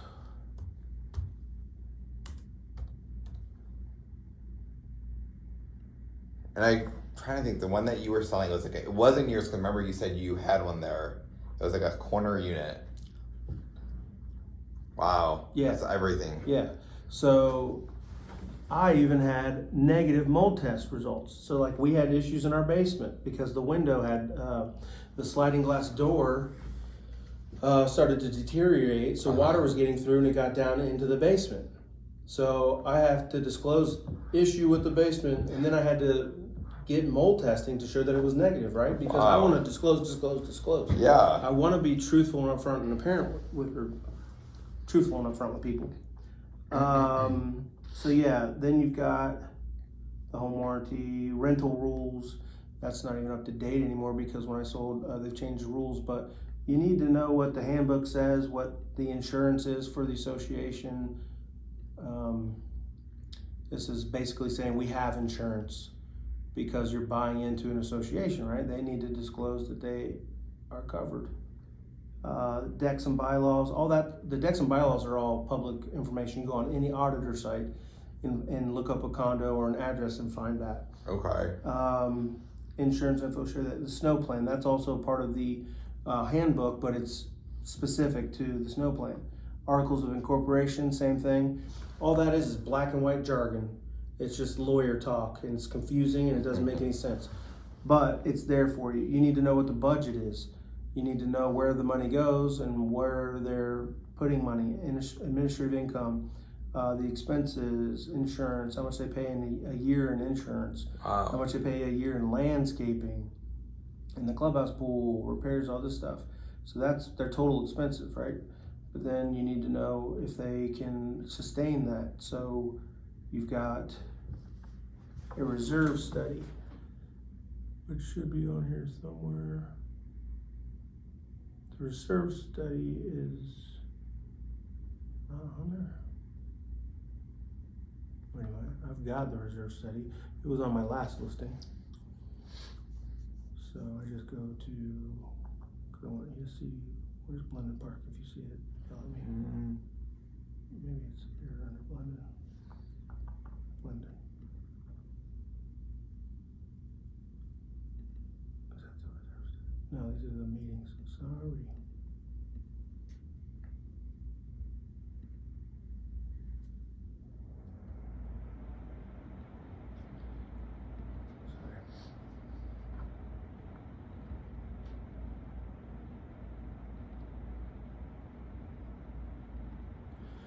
Okay, so here's the reserve study. So basically, really big report that tells you all about the condo association and all the financials. So you want to see that because this is what essentially what this is like a really big home inspection for the entire place. Yeah. They give you certain dates for when they think the roof's going to go out and what that would cost, what it would cost for the blacktop. I can send this to you so you can look over it. Yeah. Type A's like to look over big documents like this. It's just the threshold, 30-year funding plans. So it's all there.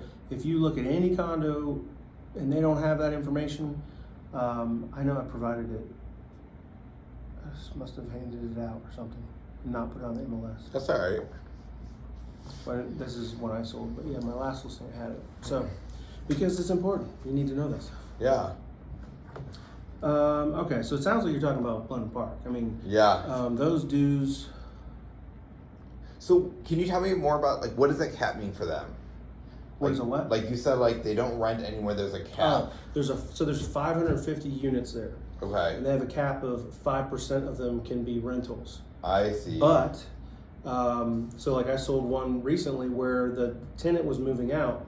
The sellers don't have the right to move another tenant in, even though it's a rental. Yeah. They have to either move back into it or sell it until they get below the 5% cap. That makes sense. They're really cutting down. Wow. Now, how of those 550 are truthful and honestly the owners? You know, when I lived there, I bought it in 2009. I met my wife literally a month later. She bought her house a month before we met also. So we both bought our own houses. I bought a condo, she bought a Clintonville house. So a month later, I'm going back and forth to this. So I ended up renting mine out to my friend, and he stayed in it for a couple years. Then we sold her house in Clintonville and moved into the condo. I didn't tell the association, but I wasn't a real estate agent at the time either, so I didn't feel obligated to. Yeah. You know, as a fiduciary, I feel like rules are rules for a reason, so stick with the rules. Right. But yeah, how many people are definitely saying, I don't care, I'm not going to say anything? Who knows? Yeah. But in a condo association, I mean, you can get some bad renters, but then jack up the price. So I kind of wish they would open it up to more because it was an investment tool for me. Yeah. Yeah, I could have made money, but man, it was a great location. The dues were reasonable. Yeah. My mortgage was very reasonable. I could make money on it. But instead of being able to do that, I just took the equity in it and then put it towards our next house. But the real, wealth is from real estate. If you have one, you're gonna live in it, and maybe if you have a side hustle, you can have an office declaration where percentage of your house is 10% of your house is your office, and you now deduct 10% of your HOA dues, 10% of your gas bill, 10% of your utilities, whatever it is, 10% of anything, as long as it affects your office space. Yeah. So you could use it as a business like that. But yeah, if you have rentals, that's where money's at. You said rent's high. Yeah. Be nice to have. That's why American Home for Rent, like they buy up all these single family homes and they turn neighborhoods into rental neighborhoods because Crazy. they make money on it, and it's a very smart business plan for them. Yeah, it's so lucrative. Yeah, everybody wants to have rentals. So yeah, does that make sense as Yeah. far as answering your question? No, absolutely. What are so your most important needs? 2 full baths, 1+ with a spot, and then 2 beds Yep. with a basement. Yes. Anything else? If it's 3 beds, it's fine if it's a living room. With no basement, but I'm thinking if there's anything else with that. 3 beds are not gonna check the box in Blendon because Yeah. they're all 2 bedrooms. You can have a 3rd bedroom in the basement, although the auditor site won't give you like a real Yeah. basement because there's no. I would be fine with Egress. that in that. Just looking at enough of those online and in person, so I would be fine with that for that area. I think another. I don't know if it's a deal breaker or not, but like counter space, the kitchen. Those are notoriously small. I know, but I would say like I've seen some there, and I think the one you may have shown, the laundry room had like a separate kind of pantry. That was a ranch then. Was it okay? Yeah, so ranches are the best, but they're also the most expensive. So Yeah. but they're still in your price range. But sorta, they're leaving. So Yeah. here. I think the only other deal breaker that comes to mind is a fireplace. Wanting one or must have one or More want. I'm leaning towards must, but wanting is as ideal. well, Blendon has those. Yeah, most Because theirs are the gas ones, right? some do, some don't. But yeah, they're a switch. Okay.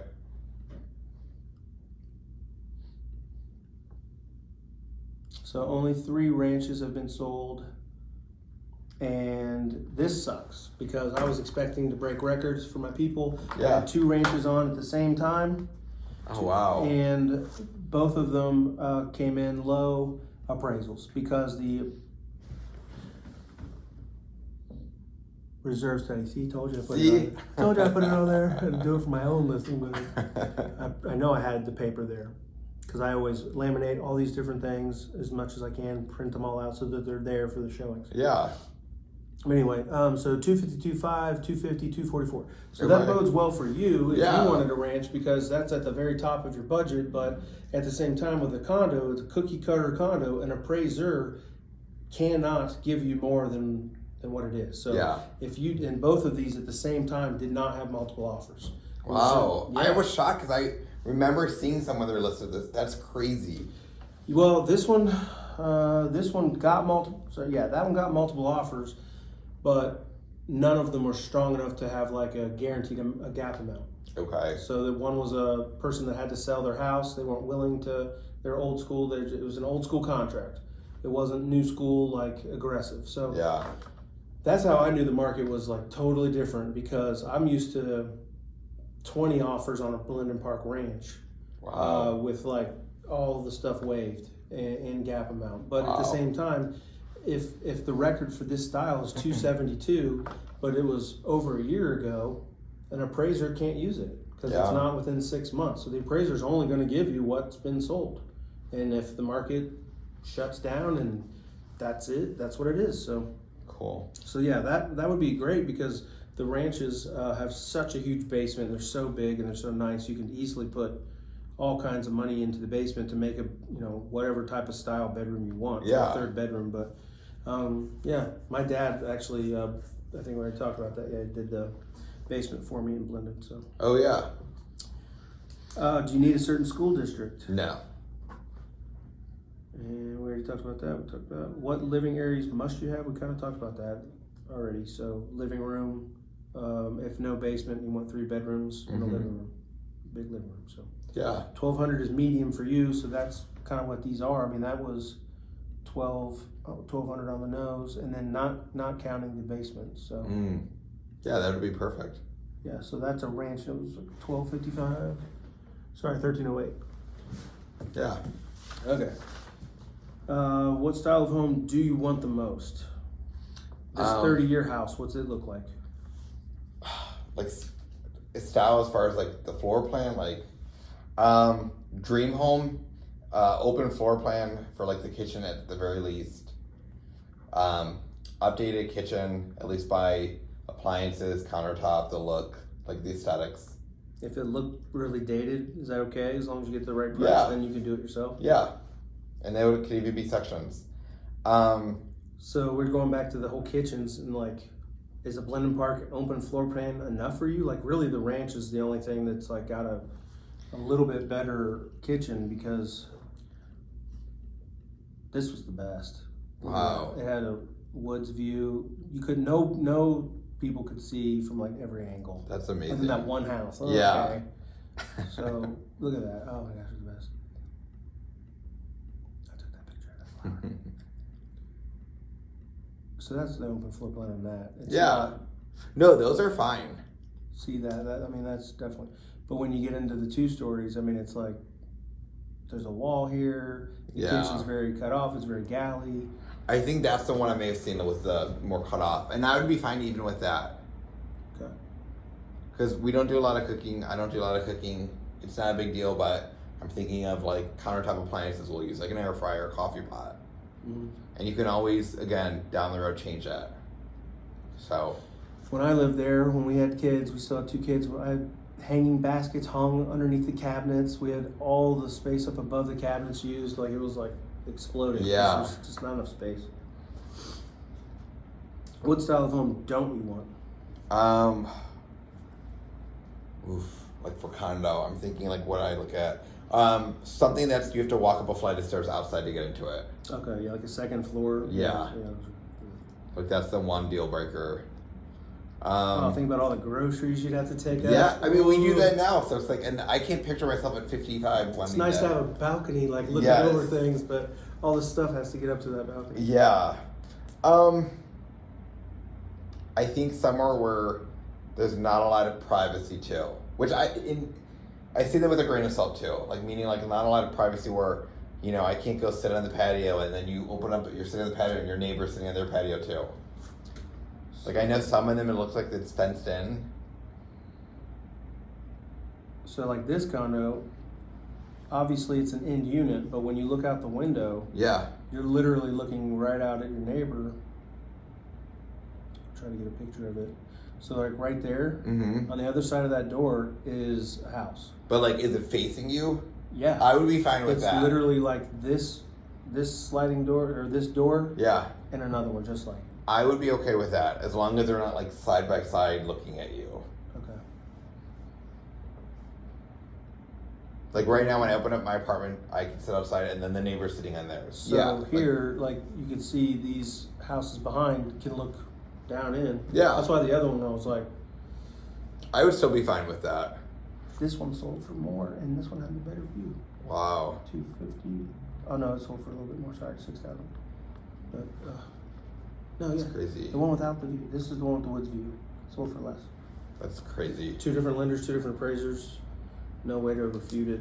Because sellers can't refute the appraisal. The buyers have to. What buyer's going to do that unless they don't want to put $19,000 of their own money down. Yeah. So, all right. So no stairs on the outside. Do you need or prefer move-in ready? Very little work needs done. How handy are you? I'm not at all handy. That's the least desirable thing for me. So you have some money saved up to make the handy needs taken Like care of. the subtle stuff, like the paint. Yeah. If it's something major, then it would be down the road. Mm-hmm. But like appliances, if they're not up to date, are you okay with older appliances? Oh yeah. Okay. Yeah. All right. And are you open and are you comfortable offering over asking price? If it's in that range, yes. Up to your no regrets number. Yes. Yes. It's all about the no regrets monthly payment, really. Exactly. Because lender might have your pre-approval was probably for more than $260. It's like $360. Yeah, exactly. So that's doesn't matter. Are you open to writing a letter to the sellers? Some listing agents do not even turn them in because they don't want it to be a lawsuit or anything. So. Here is the funny thing, and this is why I decided to go with you too. And I think we were texting about it. I was talking to another one that just happened to come up, and the reason I said I'm not moving forward with him is because I asked him about that, and he said even if he gets an offer letter, he will not send it in. So as a real estate agent with fiduciary, if you tell me to do something and I'm signed, we have an exclusive buyer agreement or exclusive listing agreement, if you tell me to do something, I must do it. Yes. Anything. Yeah. As long as it's legal. Yes. Like if you say walk across the street, Logan, go run across this, I say, look, I can't do that. It's illegal. Plus it's dangerous for me. I don't know why you would say that. But if you say do something, I take that very seriously. If you say rub your head, I'll say, oh, okay, I have to do it. Because when I told you my wife, I think I already told you the story, but my wife and I were selling her house in Clintonville, and her agent we had multiple offers. I said, go to the other agents and tell them we have multiple offers. And he said, I won't do that. That's unethical. You're unethical, mister. You know who you are if you watch this. That was unethical because I told you to do something and you didn't do it. Yeah. And it's very illegal. It's just communicating. So yeah. And I would take your advice if you said, hey, like this, or if you know this seller, whatever the case is, I would take your advice. But I would definitely want to do an offer letter, I think. I'd love them. I mean, so do you know how many times people sell their house and they actually don't care about the money? They care about who buys their house next. I've heard so many stories from my friends even. Yeah. I've heard stories where they don't want to sell to an American Home for rent and they would take less. I have clients that did this. They did not take a higher offer. They took a lesser offer because they didn't want to deliver, which sounds crazy. Because in that moment, that's a tough decision to take less money. But it's morals. But they had the morals and they had the no regrets decision to say, no, we're not going to do that. We want to sell to somebody that can start a life so they can invest, so they can have a family and do all these things. That's really cool. Yeah. Because so many people would not. They just take that money. You know, when I said what's most important, time, price, or convenience, they'd be like price 1, price 2, price 3. I want that money. No. And it's not my job to judge. Yeah. It's their decision. No, I would definitely want to do an offer letter. All right, good. Cool. And then have you seen any houses before today that you liked? We kind of talked about it a little bit. Yeah. Do you know the address? I can send them to you. I looked at a couple. Yeah. If, goes back to more information like on the reserves and all of that. Yep. Cool. All right, so do you have any questions after we just talked about that? No. Okay, we've already role played a little bit. But we'll do more things next here. So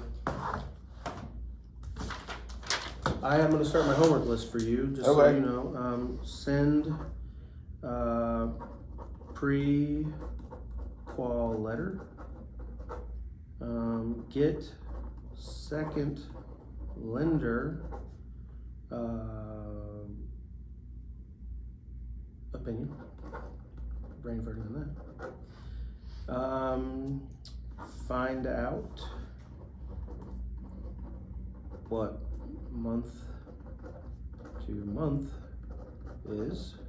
Even though it sounds like already you're comfortable with what it's going to, you still want to know exactly what it is. It could change. I can't think of anything right now. I think things will pop up, I'm sure, if we talk about. Okay, so I'm going to go through this really quickly and not even go over most of it. Okay. But I want to know all the ins and the outs, right? You could take my opinion let's say like we were saying on page 8 of Google, oh my gosh, there's this guy giving all this information and he seems great. Well, that's good, but it'd be great to have even more information than what I'm giving you. Yeah. So here's the Ohio Department of Commerce Division of Real Estate and Professional Licensees Home Buyers Guide. It's got all kinds of stuff in it. So much stuff a type A personality would love to read. So much. So much. Checklists, you got it. All right, now my beginning. Okay, so we already went over your buyer's profile. Like I said, I changed it. Now it says client profile. Just an article of things that are important, like not making yourself house poor, ignoring the true cost of home ownership, not shopping around for the best loan, ignoring the APR. The APR is the annual percentage rate. Right now they're in the 6s, right? But if you look at, let me pull up my Facebook page for Blendon Park Real Estate, and I'll show you last Friday's, don't make me two verification, two-step verification, don't you do it. Oh, you did it. Did it. Do you want me to pull up on mine? Look at it. Well, you're not. Are you on the Blendon Park Facebook page? I don't think I'm on that. Let me look. I could look at my other email here though. So I'm just gonna pull up. Oh no! Wait, this one? Condo real estate news? Yeah, that's the one. Oh, I don't think private. Let me. Yes. Yeah, there you go. Perfect. Okay, so just zoom in on that picture if you would.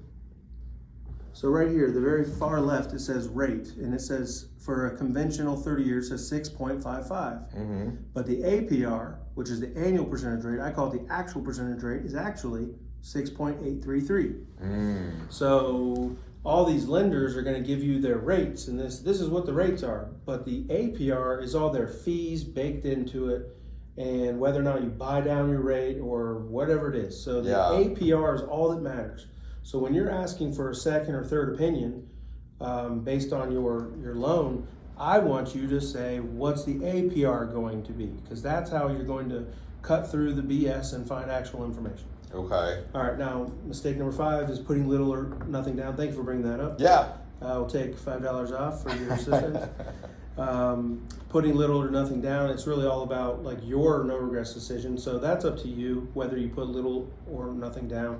It's just all about like being able to afford it, having a budget in place. So not checking or fixing your credit reports, not going with the VA if you qualify.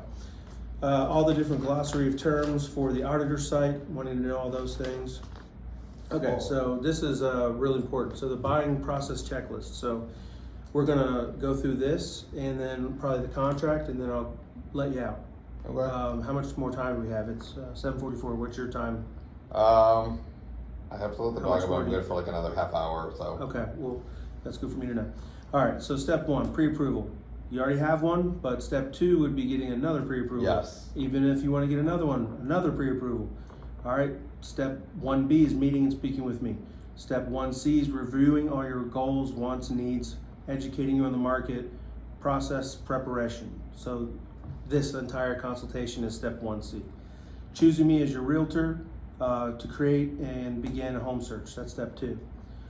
Step 3 is touring homes and showing. So we already kind of talked about your timeline. When would be a good timeline for you? Technically, March would be that, like, we don't have to have a mortgage and a rent at the same time.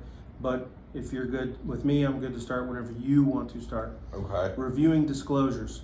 So after you tour homes, hopefully we can review these disclosures beforehand. Like you say, Logan, I really like 5835 Blendon Place Drive. Let me know about it. I go, okay. I will go online and I will send you over all the documents available, including the disclosures, residential property disclosure. Sometimes there's only one thing, and sometimes there's nothing, and sometimes there's a whole lot. So giving you as much as I possibly can sounds great for you because you sound like you would love that. More information the merrier. Yes. So step 4 is reviewing disclosures. Touring a home is great, but if you don't have those disclosures, we're not going to move process well because you're missing something. Yes. You're missing information, you're missing data. And even if ignorance was bliss, I'm pretty sure that you would feel like, I don't know how to move forward because I just couldn't give you enough information. All right, so step 5, negotiate terms with me prior to calling the listing agent. Remember we said you're gonna have 2 inspections, one that costs money and one that happens at the first home showing. Yeah. This is when we say, all right, well, awesome, what do you wanna do? What kind of offer do you wanna make? What's your no regrets decision offer? AKA, what's your strongest offer? What's your offer and we're not doing this right in front of the Ring doorbell camera either. What is an offer that you would like to get the house for? What is your hey, can I get a deal? Logan, if you find out there's no other offers on the table, or Logan, we know it's already been on the market for 15 days, they're probably willing to make a deal or something. So, or there's something wrong with it that you're willing to look past. We need to figure out all that stuff. So we're going to do that either down the street, in the car, or you're going to do it with your significant other and then call me later. We are going to discuss and assume all your different possibilities. You're going to ask me questions, and I'm going to then say, oh, you do like it that much. I'm going to reach out now to the listing agent and try to get more information. How many offers do you have in hand? Can you tell me more about what your seller's looking for? I've got all that in the marketing. So buyer marketing, how to stand out. What I provide the agent, a real example. Dear Morgan, it was a pleasure talking with you about your seller's lovely home. It does not surprise me at all that you have had interest from other buyers for this excellent property. The client's name, love the house, it's kind of like I'm writing your buyer's marketing letter for you. Yeah. Right? And then we're going to give them a buyer's letter on top of that. Okay? Their offer is as follows. Earnest money. They are not making an offer requesting seller pay closing costs. So all these things, all the stuff that's going to go into this part, which is the contract, is all the stuff that we need to disclose and figure out prior to writing any offers. I don't want to waste your time, my time, the seller's agent's time. I don't want to waste anybody's time. Yeah. So we're going to come up with all these answers so that when I do talk to that listing agent, the listing agent might have questions back for me. I'm able to say certain things that I'm able to disclose that would be beneficial to you. Obviously, I would never disclose things that are not beneficial to you. Oh, they're really motivated. They will pay. What up? No, the contract is going to say what the contract says, and I'm just trying to get information at this point so that I can give back to you more information so that you can make a no regrets decision. All right, so you've negotiated terms with me prior to calling the listing agent. Now I've spoke to the listing agent. I guess I should write in Logan Bravard spoke with agent. I will change that, make that a 1-5B or whatever. Now we're going to write the purchase contract. Again, we're going to write the purchase contract, hopefully knowing where you already stand. We don't know that that's going to be the case. That is a good situation if we know where you stand. Don't let me get your hopes up.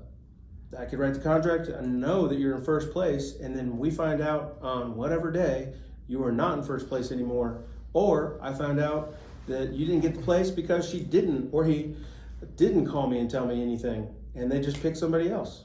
So I have one of the a clause that I put in my listing where I say to all those that want to hear information. I'm trying to pull this up and talk slow at the same time. That sounds tough. All right, so if I go to templates, I go down to clauses, and I read this. The sellers reserve the right to accept an offer prior to any previously stated deadlines or requests for receipt of offers. It is in the buyer's agent's best interest to keep an open communication between himself or herself with the listing agent. If your client is considering making an offer, please reach out to the listing agent well in advance of any deadline or requests for receipt of offers. Thank you very much for your open communication, for showing the home, and for your client's consideration. So I've had buyer's agents be pissed at me because they saw that I said leave offers open through Sunday, and then when they finally submitted their offer, my sellers already picked somebody. Well, their terms wouldn't have been good enough anyway, but they come off as like pissed off. Like, well, you said you were going to leave your offer open through Sunday. Like, well, that's your fault. That's your bad representation. If your buyer likes something, you should immediately be like, hey, my buyer likes this place. I just want you to know who I am. I don't even know if they're going to write an offer, but I'm pretty sure they do really like it. We just said, you know, they're going to call me back and figure out the terms, but is there anything you need me to know? It's just the lack of communication is despicable. Yeah. And the canons of ethics for the real estate industry, people do whatever they feel like doing when it's all about you. It's all about the customer. What should we do for you? It's like a surgeon knowing that he could do surgery on your cancer, but he omits doing the surgery because he's busy or he just doesn't want to. Like, that's not cool. Like, you have to do things for people. Yeah. So anyway, writing a purchase contract. So again, I've role played that whole thing. Like, you may have no good feedback coming back. Or we have lots of good feedback coming back because the listing agent likes me and we've talked and everything's good and your terms are really good. Mm-hmm. They might like me, and they might like your letter, but they might think your terms suck and you might still not get it. So hopefully after all that, your offer's accepted. Now we're going to follow the in-contract checklist. We're going to organize all the dates and the people and the inspections and read your moving day checklist. After that, we're going to provide the contract to the lender. We're going to give the lender a contract saying, hey, congratulations, now you get to start working. You already did your pre-approval. Now you have to do all this other stuff because I bet you $1 billion you're going to ask my buyer for more information that you didn't already ask up front. Mm-hmm. So we got to get that stuff going. They're also in charge of ordering the appraisal. They order it from a third-party appraisal. So if they get late on the ball, the appraisal might get delayed. So, all right, provide the contract to the lender. And then we're going to schedule all your home inspections. So let's say you get under contract at Sunday at 10:50 p.m. That is day one of the contract in our eyes. So you could have got under contract on Sunday at 10:51 a.m., but you didn't. It's 10:51 p.m., so we're counting that as day one. So technically, you now have the rest of the night and 9 days to get your inspections done, all the results back, and submitted to the sellers to be implemented prior to the 10-day inspection period lapsing. So like if you say in the contract, we'll have a 10-day inspection period, 3-day request to remedy period, and we submit your request to remedy on day 11, the contract's waived at that point. Like, you don't get to submit that request to remedy because you've already are in breach of the 10-day inspection period. Wow. All inspections and reports are due during the inspection period. So even though some agents will count that first day as not day one, we do. So it just That makes what it is. sense. Legally speaking, we don't want to be in a gray area. Yeah. All right, so we scheduled your home inspections. If you're using a VA loan, termite inspection is required, but it's no longer required depending on the property's age, and it's no longer required that the sellers pay for it. It used to be that the buyer couldn't even pay for it, the seller had to pay for it. All right, then we're submitting request to remedy to the sellers. Again, prior to the expiration of the inspection period or 10 days. You did a great job. It's been so long, you've only yawned one time. People usually yawn sooner? Always, I tell Really? them right up front. Oh yeah, I'm like, you're gonna yawn a lot, and it's okay. It doesn't offend me. Look, we've only covered like some part of it. People yawn. And most of the time, it's at night and it's dark.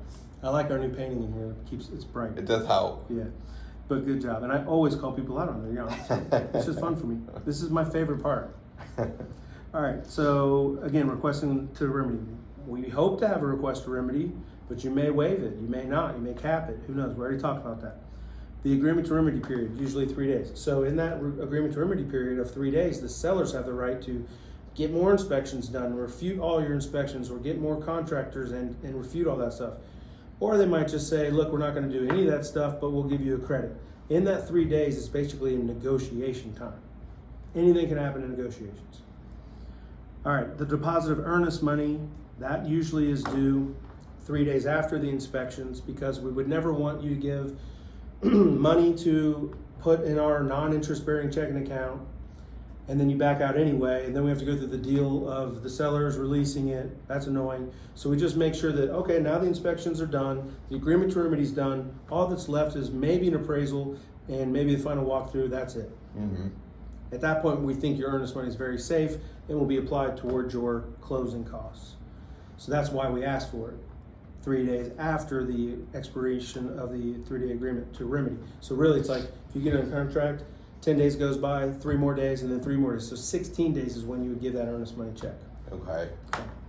Appraisals will be done for the lender. Like I said, we're letting the lender know, here's the contract, order the appraisal. The appraisal could be delayed, it could be right away. I've literally had an appraisal done on a house sooner than when we've had the inspections done. Wow. So now we have to now we have to negotiate a low appraisal and an inspections at the same time. So for a seller and a buyer, those are hurdles, right? You have to get over the hurdle of the inspection period. What's the seller gonna have to be told what needs done? What's Brad? They say, okay, well, we'll fix the house. We'll put $5,000. No, we're not going to do anything. We'll give you $5,000 credit. Okay. Now the appraisal is something that comes in, and now it's $5,000 low. So now the seller's looking at a $10,000 difference than what he thought he was going to get or she was going to get. But if you have to deal with a low appraisal and an inspection at the same time, that's really quick. It does not normally happen. Wow. Sometimes it's delayed and the appraisal hasn't even happened until day 20. And you're supposed to close on day 30, it's really tight, and it just depends. Yeah. Everybody blames everybody. The lender blames the title company. The title company blames the lender. The third-party appraisal blames everybody's to blame. Now that happens. All right, homeowners insurance. Insurance will be needed for the lender. The lender is going to say, "Who's your homeowner's insurance?" We got to get all this situated. That's part of your final approval, your CD, your closing disclosure. You're going to get that from the lender, and there's an example of that in financing. So this is that loan. So this is an example of the CD, the closing disclosure. Again, interest rate 4.125 at the time, but after all the fees, it's actually 4.469. People would love that now, 4.469. That'd be great. All right, so the final loan approval is basically like, here's your closing disclosures, all the numbers are done. The title company has all our numbers, the lender has communicated with everybody they need to. We're ready for the final walkthrough and inspection. Usually that's 2 days prior to the closing, and then you have the closing. At the final walkthrough though, let's say you did ever request a remedy, we wanna make sure that all that stuff was done, but more than likely the listing agent has already provided you receipts of these things that have been done. Mm-hmm.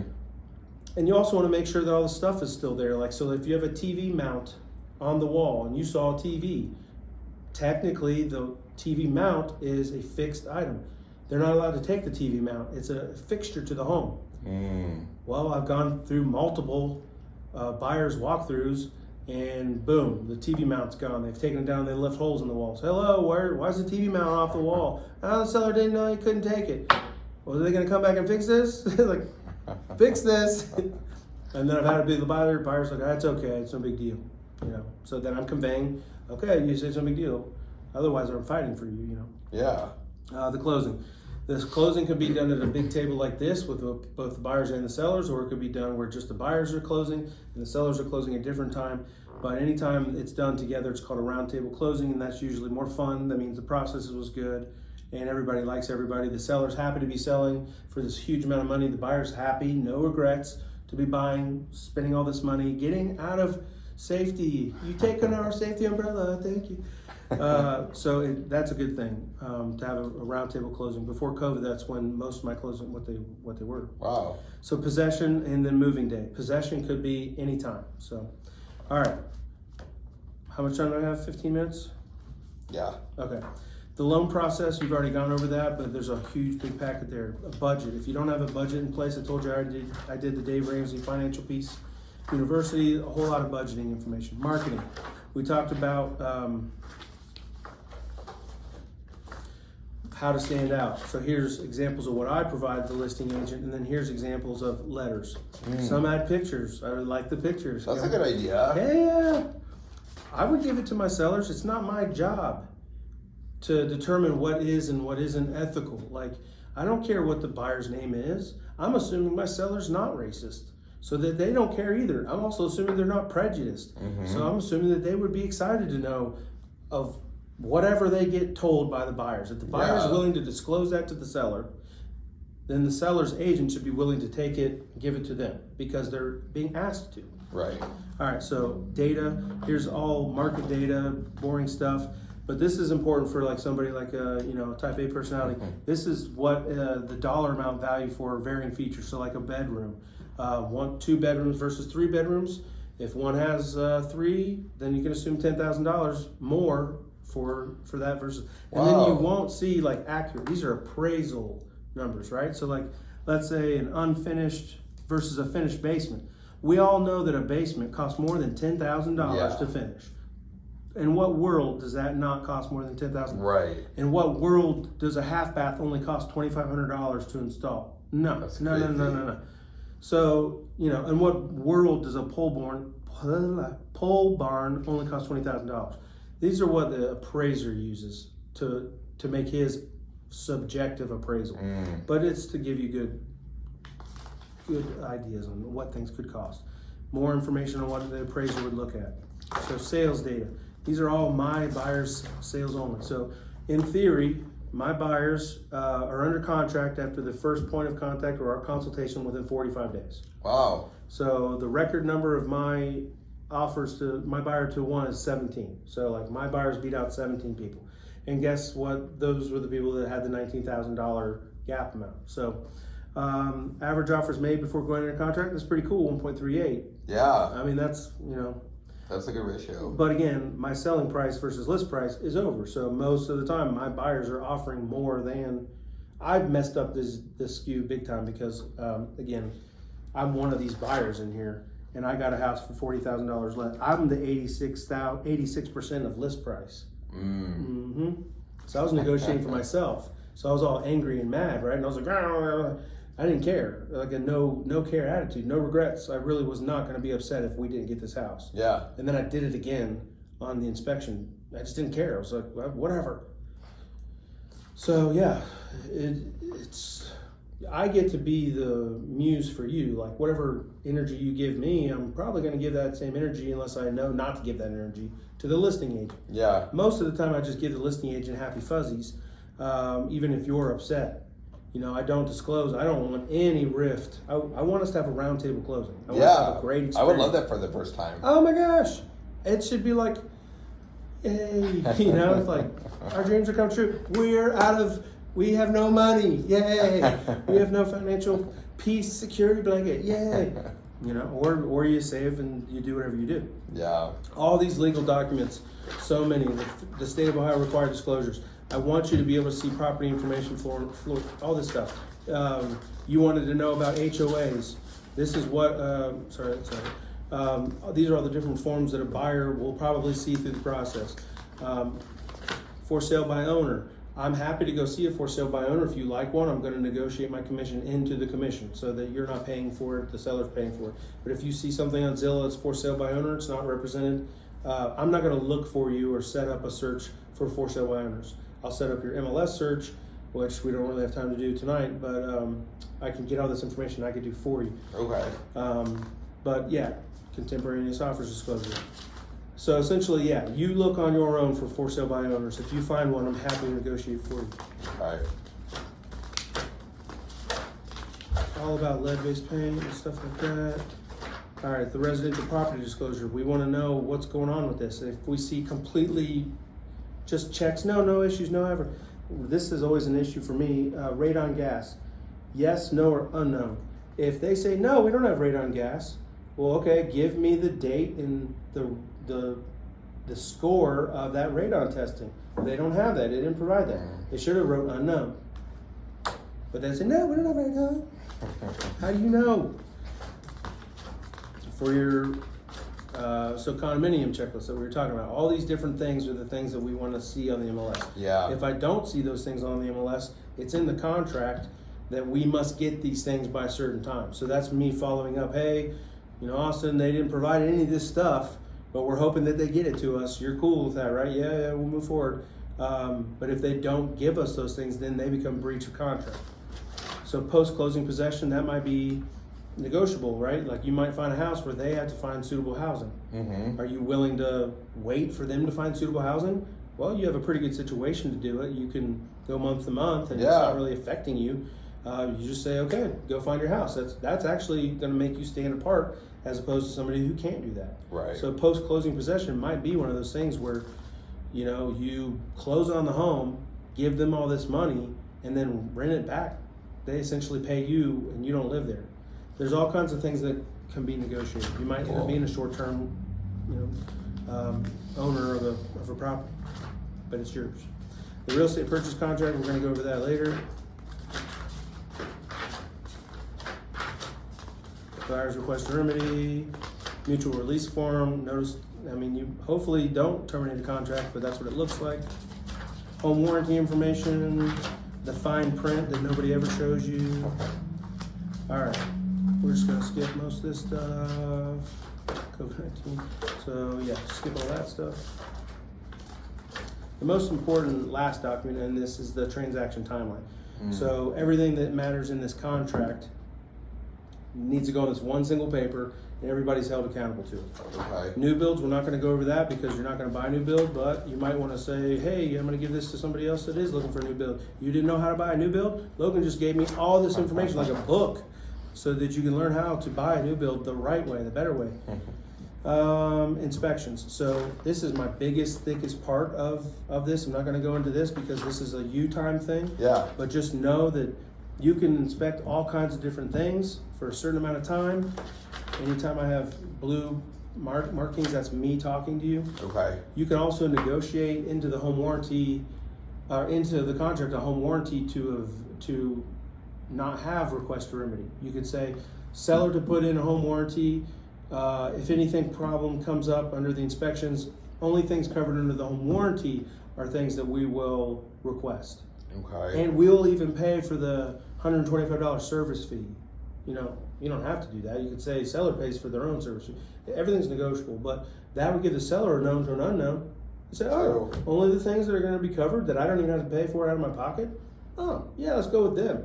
This is a great offer. What a clean offer. It protects the buyers, which we appreciate, because we do want to pass along a good house. We care about the buyers. We actually care. Like somebody that would sell to the highest bidder, they don't care.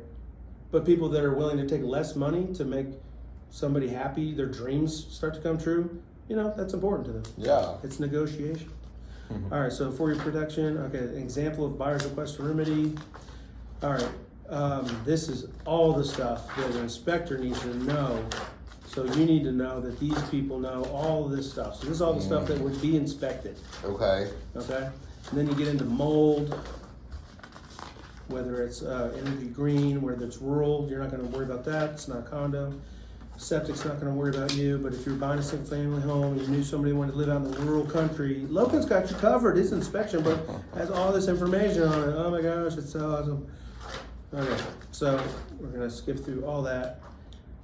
There's mold stuff in here, examples of home inspections, pictures of what an inspector does, where he looks at stuff, Terminex inspection, all my CE class notes on radon, probably lots of spelling errors in there. Again, the costs are much higher now to get it mitigated from when I printed that out. Mold inspection and testing. So MIT's who I used. This is the report that came back from my home. All the different types of mold that people look for. I know that's important to you. All right. That's another. So the other inspection you saw was for a different inspector. This is another example of an inspection. This is the engineer guy. So his is kind of thin, actually. I've seen like 80-page inspections where they're not engineers, but they have 80 pages of inspections. For the purposes of my book, I didn't get the biggest one. So, all right, and then we go on to the contract. So this is it, and then we'll kind of wrap up. How much time do I have? Probably 10 more. All right, cool. All right, so I'll skip to closing first. Closing is basically, in the beginning of closing, they're gonna say, do you wanna buy extra closing protection? Do you wanna give us more money at the time of closing when you sit down at the round table to make sure that we don't steal your money? They have to do that by law. Sounds like a racket to me. Yeah. The lender always buys it. Who pays for that? You do, because you're the buyer. And the lender fees that are part of that APR, that's in there, it's a racket. But the lender always buys it, and they won't give you a loan unless they buy it. But you also have the opportunity to buy it also. Wow. 99% of people say no to it. It's your choice. Okay. But because the title company back in the day was stealing people's money and not paying off the loans, now all title companies are required to offer closing coverage protection. That makes sense. It makes sense, but it's still a racket because the lender pays for it. Right. They always say yes to that. Yeah. That's not cool. It's not cool at all. No. All right, so the title company is going to give you that question. It's up to you. Here's an example of all the different fees and what they cost. Here's a totally separate company. Quality Choice Title is the information you saw in the beginning. This is a totally different title company that we're not affiliated with because I want to give you examples of other title companies so that you're not getting just Logan's affiliated business examples. Okay. Here's examples of closing statement example for land purchase. Right, I've taken out the people's names. All it is a series of debits and credits. So you'll see the credit going into the seller, $160,000 for the land, and you'll see it leaving the buyer's side. You'll see the deposit, that's earnest money, that's the $1,000, right? They're getting a loan of $120,000, so they're putting $40,000 down. Yeah. You can see all the different fees, the title fees, all the deed fees, the deed prep fees. Some are paid for by the seller, some are paid for by the buyer. They're fees that are baked in. Title companies make money. Lenders make money. Sellers make money on the purchase. Buyers lose money usually. Mm-hmm. They're buying something. All right, now here's an example of a condo settlement statement. Again, it's a series of debits and credits. So this is from Northwest Title Agency. This one's from literally called the title company. Okay, series of debits and credits. You can look through them more minutely. And this is Quality Choice Title. So again, if I'm giving these, it's all the same closing information that I give to the sellers or buyers. I want them to see a non-biased, varied difference in closing examples. Yeah. I'm not trying to say, you must pick the Quality Choice Title one. I don't care. It's not my choice, it's their choice. All the differences in fees broken down. This is kind of what confuses a lot of people. So taxes are paid in arrears. So essentially, depending on when you buy the house, the sellers will give you credit for the taxes. So they're going to give you money at closing for you to pay the bill of when they're not living in the house. So you're smart, so I know you get it. But yeah, it's essentially like but then you have to use that money to pay it yourself because you live in the house and then you pay for it. The government always wants to be first lien position. This is overkill. Like the whole book might be for most people. I get it, but I mean, for me, type A. Yeah. So like what I haven't put in here, you don't need. Yeah. In my opinion. I mean, I believe that by looking at it. So like, this is just so much stuff that the government gives you that you're able to use, and you can like learn more about it. Keeping like a benefits and like benefits. Oh yeah, like keeping a record of your own house. Again, like how I briefly talked earlier, you can declare your own business, file for your own. Do you have your own LLC? No. Do you have any side hustles that you like to do? Maybe down the road, but not now. Like whatever. Like you literally can create your own business, creating whatever on Canva. It's super easy. Yeah. And then boom, all of a sudden you have a legal, legitimate business with an EIN number, its own bank account, and now 10% or whatever. Like if your office is 15% of your square footage, then it's 15% of your utilities, 15% of your condo dues, 15%. Owning your own business is the way to go. So not only have I benefited from being a real estate agent, I'm my own owner. So more information than you want. I know. All right, but essentially the closing day, you will be given all the keys. Oops. You're good. Where are you? Are you okay? Are you safe? Has he done anything? Or was he done? No, it's all good. All right, so you'll be given all the keys at closing. Maybe you may not be getting them because of closing possession. So you may, be picking up the keys from them 2 days later. I would want you to have the keys. You're buying it; it's yours right then and there. Yeah. But if you agree to not take the keys until whenever, I mean, it's up to you. Yeah. But I want you to have the keys right then and there. All right. They might say you can pick them up Sundays. Is Sunday okay? And you say, yeah, that's fine. It's been all kinds of ways. Okay. But I'm going to fight for you to get the keys at closing. I'm going to fight for you to get the possession at closing. But again, if somebody's going to go looking for a house, maybe if you're not closing on the house, they're not going to give you keys. But if you do own the place, they'll give you keys. But all right, all the utilities have to be set up in your name. All the water bills have to be paid by the seller. We have to make sure all that stuff's done. And today, You're gonna say you're the best. Thank you so much. All right, now the contract is. I'm gonna go over this very quickly. Okay. I know you don't believe me. No, it's okay. I don't believe myself. But the contract. So anywhere I've gotten blue ink is important for you. So obviously the purchase price is most important. All the terms that we kind of talked about. Are you waiving request for remedies or gap appraisal funds? What type of loan is it gonna be? Your pre-approval letter, having that up front in advance.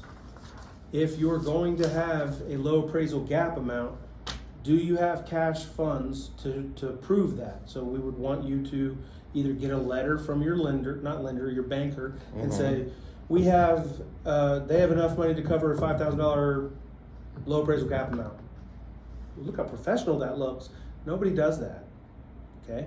Except for when I ask them to do it, and it makes us look better, right? So it's good to have that ready on at the time of an offer. Yes, absolutely. All this stuff I want to be ready and in my inbox, ready to go, so that it's ready to go. Okay. What type of loan it's going to be, whether it's conventional or not, demand for financing, appraisal contingency, loan commitment. I usually leave that blank because it's kind of a weird way to get out of the contract. So like if you say loan commitment 30 days and you're not going to close in 30 days, or you're not getting a loan commitment, you have to do an addendum. Loan commitment is now new date. So if I just leave it blank, we don't have to do an addendum. It's kind of like the earnest money. Yeah. If we don't have earnest money, I don't have to worry about the earnest money. So I leave it blank. Okay. Unless somebody goes, you didn't fill out the loan. I'm like, well, my lender can close in 30 days. Do we have to put that in writing? It's just to avoid an addendum if possible. Yeah. So, or let's say they have a backup offer that came in and it was cash and it was so close to yours. And you didn't fulfill the loan commitment, they can technically cancel on you and then take that cash offer, because this is a way for them to say you're in breach of contract. So I want to avoid as many breaches of contract possibilities as possible. Okay.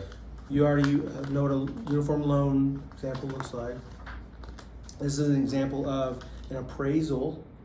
I never saw an appraisal until I became a real estate agent. Yeah. I would have never known that, like, this one right here, the garage, they gave it $5,000 for the extra space. Wow.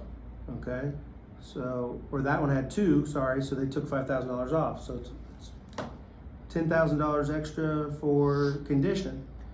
So some of these houses, it's all subjective, whatever the appraiser does. Okay. But now you have an example of it. Yeah. All right, taxes and assessments, all that stuff's pretty simple. You didn't see any of my blue handwriting. This is all the things that are supposed to stay in the house. Like I gave you the example of, like, if it's affixed to the wall, it's supposed to stay on the wall. Yeah. Whether or not you're going to ask for things to be included, or whether or not you're not. So let's say there's a big heavy metal desk in the basement. You say, I want the big heavy metal desk in the basement removed. The seller will look at that and be like, why are they so picky? Why does he want the basement? I was obviously going to get rid of the big heavy metal desk, but you could write it in, like, all the trash heap in the back, I don't want it. We usually leave it blank. Yeah. Are you okay if they leave a big heavy metal desk? You just want the house. Yeah. Like, sorry, dude, now you have to dismantle this big heavy metal desk because they didn't get rid of it. People leave paint for you all the time. So the cleaner the better on that. Okay. All right, again, going back to inspections, all the different things you can do, whether or not you're going to waive the request for remedy, what examples of those things look like, examples of seller's response to the request to remedy, examples of seller's refutals of what the buyer said. No, this is what my guy said. This was a part of one where we had 4 different counter offers before we even got under contract. Wow. In Bexley, this house was 4 different counter offers. That's crazy. And then when we went through the inspection period and hadn't submitted the request for remedy, they're like, here's our letters. You know, they're like nickel and diamond on both sides. It was fun because it was a really, like, exciting negotiation for me. Yeah. But at the same time, it was like, these people are tough negotiators. That's stressful. Right. How It shouldn't be. Right. I should be like, well, this is what they say now. What would you like to do? And instead of you being like, why are they doing that? They just do it. It's just, well, what do you want to do next? So I'm staying calm for you. Because if I took their aggression and it was like, oh, I can't believe they're doing this, you're going to be like, I can't believe this either. This is bullcrap. But we got that deal done. Right. 4 counter offers, and then they still, I mean, again, it's all about the no regrets decision. We want everybody to be happy. Yeah. Home warranties, whether or not we're going to use that or not as a marketing ploy. or negotiation for request remedy. To be competitive in the current market, many buyers must waive the request remedy. Not as much anymore. It's not a must. People do it. I recommend the strategy of asking for a home warranty. We already talked about that, and then utilizing it for request remedy. Yeah.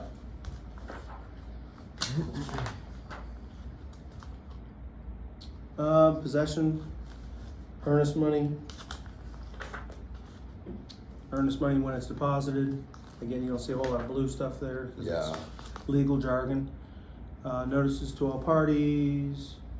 That you've been given fair housing, sex offender. So you're able to go on the sex offender site and look to see if the house you're buying has a sex offender in it or if one lives nearby. I did that when I purchased my house, and I wish I didn't, because now I drive by and I go, "There's that sex offender's house."